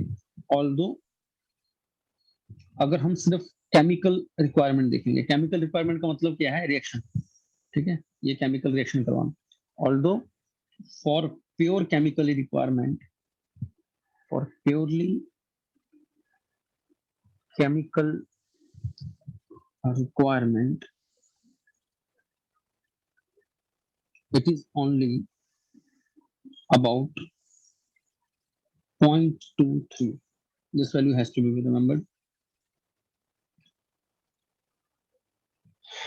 0.23 का वैल्यू चाहिए अगर आपको सिर्फ केमिकल रिक्वायरमेंट का देखना है. ठीक है. बाकी का जो पानी एक्स्ट्रा डाल रहे हो किस लिए डाल रहे हो? ताकि आपका मिक्सचर क्या बने? वर्केबल बने.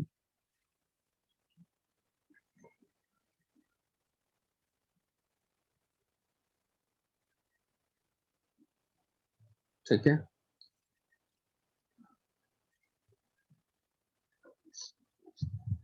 नेक्स्ट लिखेंगे. नोट हो गया ये?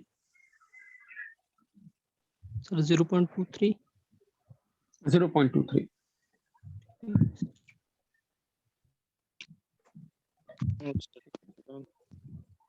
तो क्वांटिटी ऑफ वाटर को कैसे रिप्रेजेंट करते हो? द क्वांटिटी ऑफ वाटर किसमें रिप्रेजेंट करते हैं? क्वांटल में पानी को?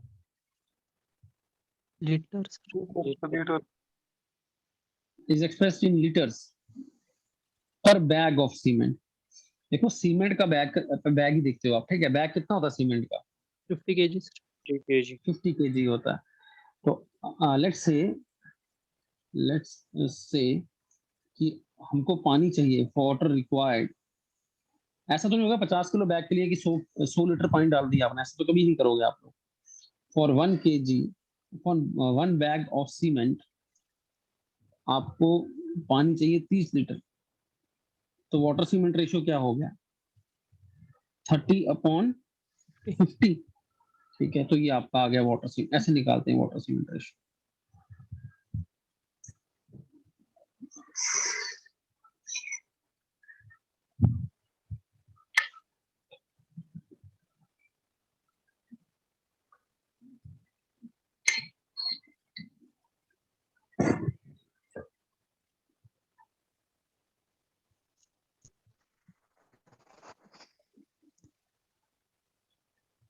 मुझे बताओ मिनिमम क्वांटिटी ऑफ वाटर कितनी चाहिए? should be used to have a reasonable degree of workability. ठीक है,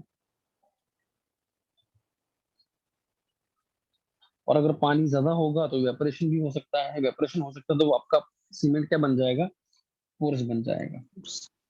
ठीक है, तो अगर पानी ज्यादा रहेगा तो स्ट्रेंथ क्या ज्यादा आएगी सीमेंट कंक्रीट की? कम हो जाएगी। नहीं, स्ट्रेंथ इनवर्सली प्रोपोर्शनल होती है। तो next expression is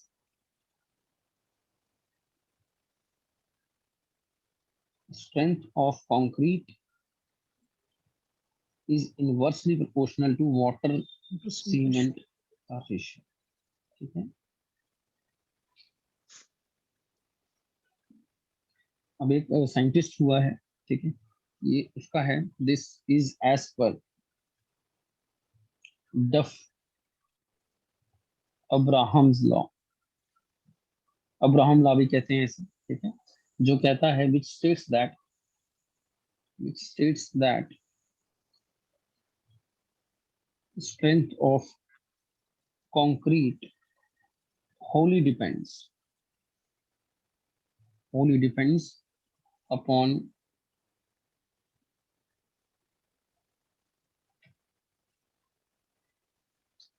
amount of water used in preparation of concrete mix and is quite independent। तो उसने कहा कि ज्यादातर जो है स्ट्रेंथ वो डिपेंड करेगा वाटर कितना डाला आपने प्रिपरेशन करते टाइम कंक्रीट मिक्स का, और ये बात, और स्ट्रेंथ कम डिपेंड करेगा किस पे? Independent of the proportion of cement and aggregates. This is as per Abrams law.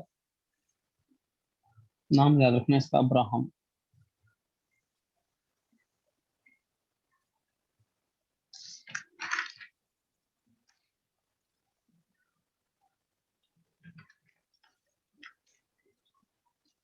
Okay, हवा लिखेंगे एक और।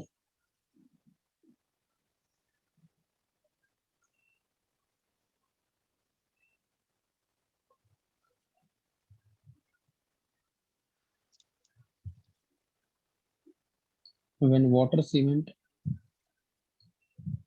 ratio becomes less than 0.45, कि अगर 0.45 से सीमेंट रेशियो कम हो जाता है तो कंक्रीट को वर्केबल नहीं माना जाता है। Concrete is not workable. ठीक है, the concrete is not workable.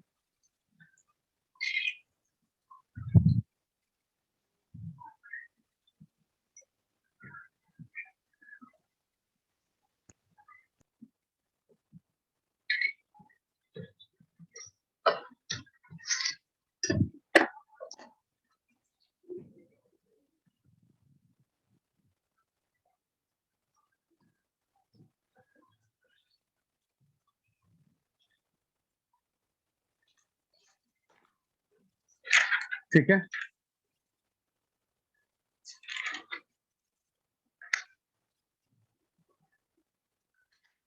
चलें आगे। Yes sir. नेक्स्ट इंपॉर्टेंट चीज हमारे पास यहाँ पर आता है workability.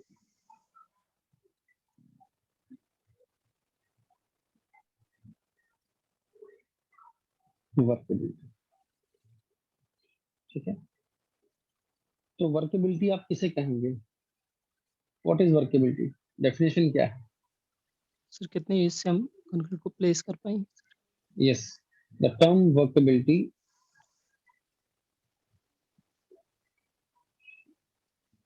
is used to describe the ease with which the concrete को हम हैंडल कर पाए। Concrete can be handled, transported compacted and and placed between the forms. ठीक है, इज डिफाइंड एज वर्केबिलिटी। ठीक है, कौन कौन से फैक्टर वर्केबिलिटी को अफेक्ट करते हैं? Factors affecting workability. कभी हमने सबसे पहला फैक्टर पीछे ही पढ़ा, that is water cement ratio. Factors affecting workability, the very first factor is water cement ratio. अब वर्केबिलिटी के हिसाब से देखो, वाटर सीमेंट रेशियो ज्यादा होगा More तो वर्केबिलिटी क्या होगी? Workability will be more. ठीक है, water cement ratio is less, workability will be less. ठीक है, इसको लिखाने की जरूरत नहीं है। Second is aggregate size. Aggregate size के हिसाब से देखो, अगर एग्रीगेट का साइज बड़ा है तो बड़े साइज का छोटा सरफेस एरिया, अगर छोटा surface area that means less concrete, less cement paste is required to wet the surface. अगर कम पेस्ट रिक्वायर होगा सरफेस को वेट करने के लिए तो वर्केबिलिटी ज्यादा होगी कि कम होगी? ज्यादा होगी। ज्यादा होगी, क्योंकि उतना ही सीमेंट ज्यादा बचा होगा हमारे लिए और भी काम करने के लिए। ठीक है, और भी सरफेसेस को वेट करने के लिए। ठीक है, तो यहाँ लिखेंगे हम लोग बिग साइज aggregates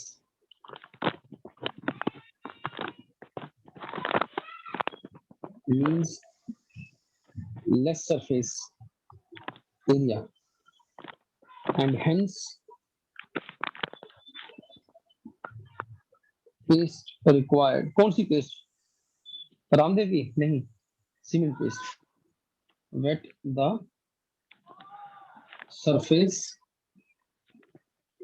ठीक है, wet the surface।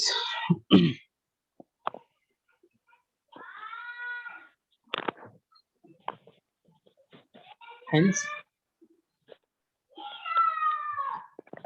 workability would be large for a given water content। उसी पर्टिकुलर वाटर कंटेंट पे आपको वर्केबिलिटी ज्यादा दिखेगी। ठीक है, वो बात अलग है कि अगर वाटर कंटेंट बढ़ा दोगे तो बड़े में भी उतनी वर्केबिलिटी पा सकते हैं। ठीक है, वाटर हम फॉर सेम वाटर कंटेंट की बात कर रहे हैं। ठीक है, क्लियर है? जी सर। नेक्स्ट पॉइंट, शेप पे बात करते हैं। शेप ऑफ एग्रीगेट पे बताओ जरा, शेप ऑफ एग्रीगेट पे कैसे होगा? तो पहले बताया भी था मैंने।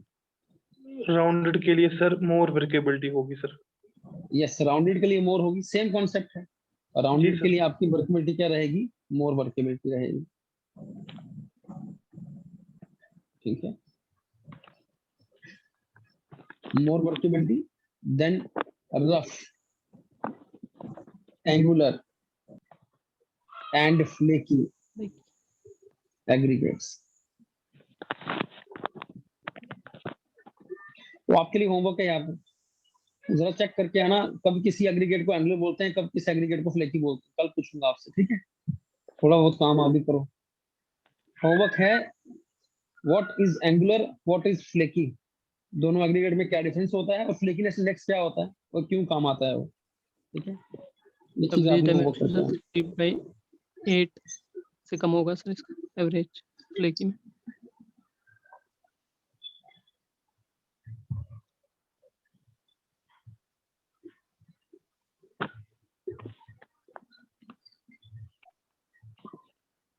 Next is grading of aggregates. Grading क्या होता है? प्रोपोर्शन कैसा है आपका, वेल ग्रेडेड है कि पुअरली ग्रेडेड है? वेल ग्रेडेड क्या होता है? इसमें जिसमें हर वॉइड्स तरह के कम होंगे। सपोर्ट सारे साइज हाँ, के हर तरह के होंगे तो वॉइड्स कम होंगे, वॉइड्स कम होंगे तो कम पेस्ट सही होगा, कम पेस्ट सही होगा तो मिक्सचर ज्यादा पेस्ट अवेलेबल रहेगा। ठीक है, तो मैं लिख सकता हूँ कि वेल ग्रेडेड एग्रीगेट्स में आपके लेस वॉइड्स होंगे। लेस वॉइड्स होंगे तो आपकी वर्केबिलिटी क्या होगी? 10 एक्सेस पेस्ट रहेगा is present as lubricant, तो उसकी वर्केबिलिटी क्या हो जाएगी? हाई हो जाएगी।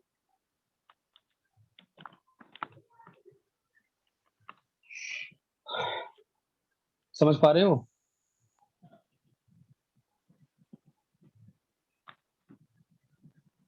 जी सर। वेल ग्रिडेड होगा तो वॉइड्स लेस होंगे तो एक्सेस स्पेस अवेलेबल रहेगा लुब्रिकेशन करने के लिए। ठीक है, तो वर्केबिलिटी क्या हो जाएगी? हाई हो जाएगी। ठीक है, नेक्स्ट आपका आ गया fifth one is air and training agents.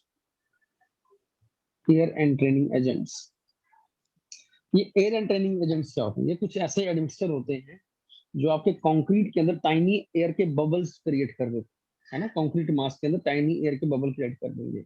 ये बबल क्या करेंगे? हेल्प करेंगे किसमें? लुब्रिकेंट की तरह काम करेंगे। इसके ऊपर आपका पार्टिकल स्लाइड कर जाएगा। ठीक है, आपका एग्रीगेट स्लाइड कर जाएगा और वर्केबिलिटी बढ़ जाएगी। ठीक है, तो यहाँ लिखेंगे air एंट्रेन्ड concrete is more workable because air forms tiny bubbles and aggregate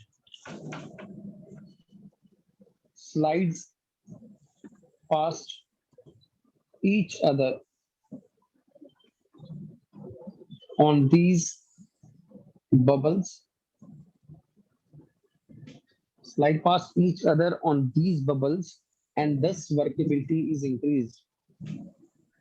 And thus ये डिस्टर्बेंस आ रही है किसी के इससे माइक से, प्लीज ऑफ कर दें। And workability is increased.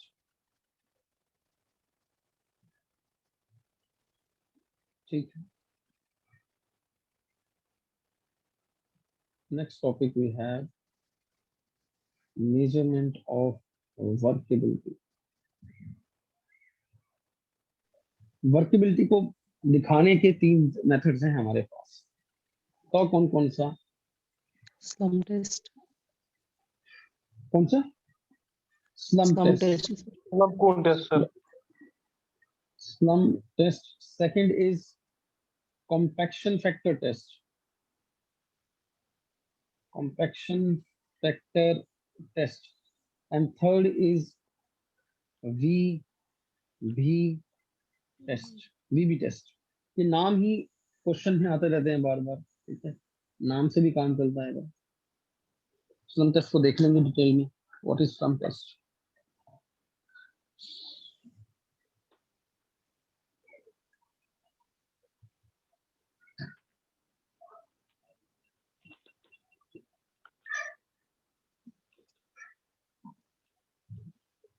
Slum test, पहली बात, सबसे ज्यादा यूज होने वाला टेस्ट यही है। ठीक है, most extensively used test used for determining workability. Determining workability. ठीक है, इसमें क्या करते हैं आप लोग, बताओ जरा। इसमें किस तरह का फोन जैसा होता है? करते हैं एक 3 आप लेयर। हार्ड सरफेस रखते हो, 3 या 4 लेयर्स में भरते हैं इसे। जी सर। ठीक है, इसमें ऐसे हैंडल लगे होते हैं ताकि आप इस फोन को उठा पाए। ठीक है, फोन टॉप से खुला होता है, यस जी सर। सर, टॉप से बॉटम से तो खुला होता है, लेकिन बॉटम बंद। नेचुरली, अरे बॉटम से तो खुला ही होगा, तभी तो उठाओगे उसको। ऐसे घर थोड़ी लेके जानी मिट्टी है भाई, ये सीमेंट कंक्रीट जो भी है। ठीक है, तो पहले इसमें 1/4 आप भरेंगे, तो इसमें टेम्पिंग रॉड होती है, 25 टाइम्स करते हैं। टाइम्स उससे 25 टाइम्स टेम्पिंग करते हैं। टेम्पिंग रॉड का डायमेंशन देख लो, 600 ठीक mm है। लंबी होती है और 16 mm इसका डायामीटर होता है। ठीक है, कोन का डायमेंशन देख लो, 100 mm टॉप होता है, बॉटम आपका 200 mm डाया होता है। ठीक है, हाइट कितना होता है? Height is 300। 300। ठीक है, 1/4 में भरेंगे तो टेम्पिंग करेंगे इस तरह से, इसको भरते रहेंगे कोन को। ठीक है, और बाद में इसको उठा लेंगे तो अब कोई सपोर्ट नहीं है, सपोर्ट जब नहीं है तो क्या होगा, ये आपका सेटल होगा। होगा, ठीक है, सबसाइड होगा। जितनी वैल्यू से सबसाइड होगा वो नोट कर लेंगे कि इतना सेंटीमीटर सबसाइड हो गया, एमएम सबसाइड हो गया।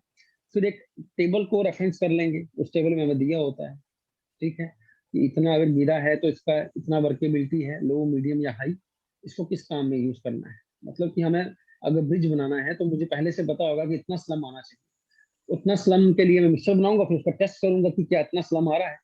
तो अगर कोई चीज ज्यादा सबसाइड करती है, लेट्स से जब उठाने के बाद पहले ये ऐसा था, बाद में ऐसा हो गया, लेट्स से ये हो गया 50 mm, ठीक है, जितने अगर ये ज्यादा सबसाइड करेगा, अगर एक्स ज्यादा आएगा तो मतलब आपका वर्केबल मिक्सचर तो ज्यादा है, वर्केबिलिटी तो ज्यादा है ना, पानी ज्यादा, फ्लूइडिटी ज्यादा है, बट अच्छे काम में यूज नहीं होगा, ये ज्यादा बड़े अच्छे काम में यूज नहीं होगा, हैवी काम में यूज नहीं होगा।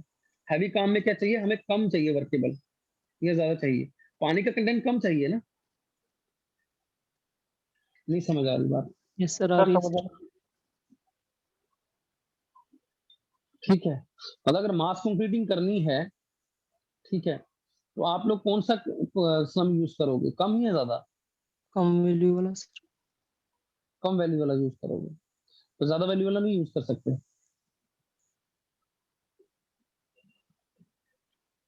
मैं कोई लेना देना था ही नहीं इनका आपस में, कंफ्यूजन क्रिएट किया है मैंने आप लोगों के लिए, निकलो बाहर।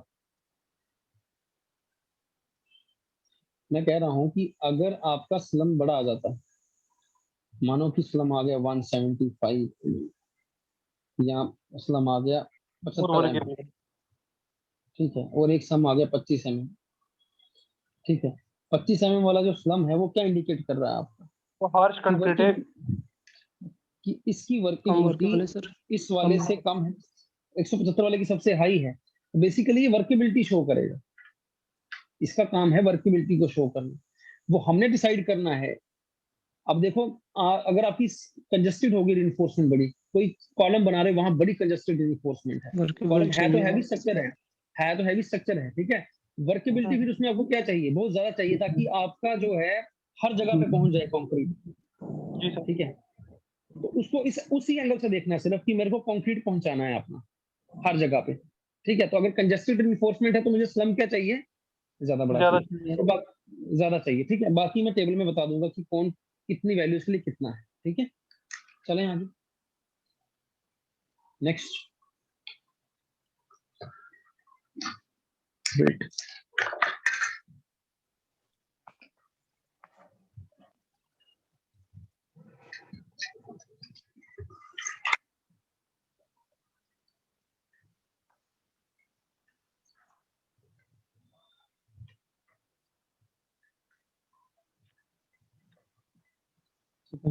स्टेप्स लिख लेते हैं इसमें प्रोसीजर में।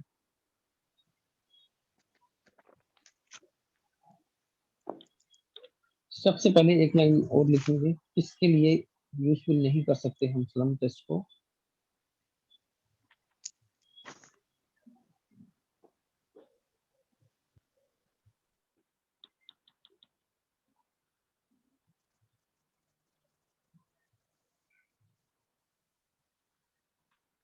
Slum test is not suitable method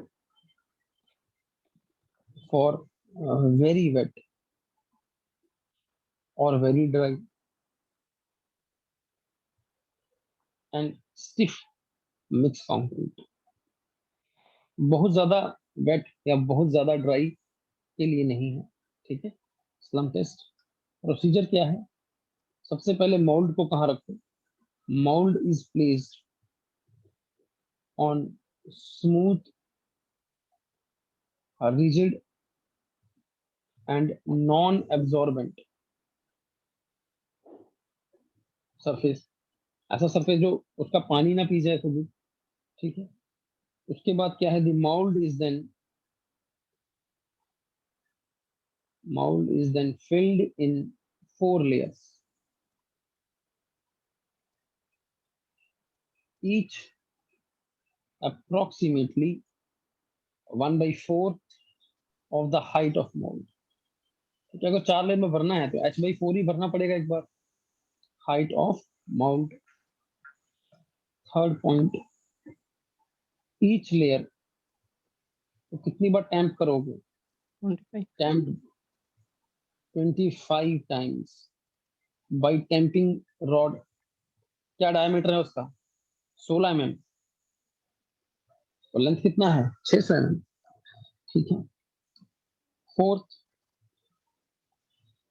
ठीक है, ईच लेयर को टैम्प कर दिया, उसके बाद क्या है? फिर मोल्ड को रिमूव किया जाएगा। The mould is removed from the concrete by raising it slowly and carefully। ऐसा नहीं कि झटका मार दिया आपने वहां, carefully in vertical direction, in vertical direction. ठीक है, जब ये हो जाएगा, this allows concrete to subside. Concrete अब आपका सबसाइड करेगा, ड्यू टू, क्यों? Due to lack of support, support हट गया उसका। ठीक है, ये जो सबसिडेंस होता है, this subsidence is referred as slum of concrete। ठीक है, इसको हम स्लम ऑफ कंक्रीट कहते हैं। ये नोट कर लो सारे।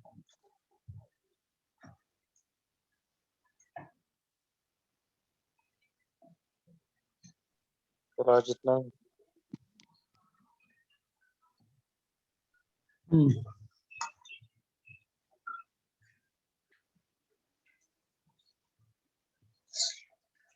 खत्म करने दो ना इसको, स्लम को खत्म करने दो, बस खत्म होने वाला है। नोट हो गया ये? सर 10 मिनट रह गए।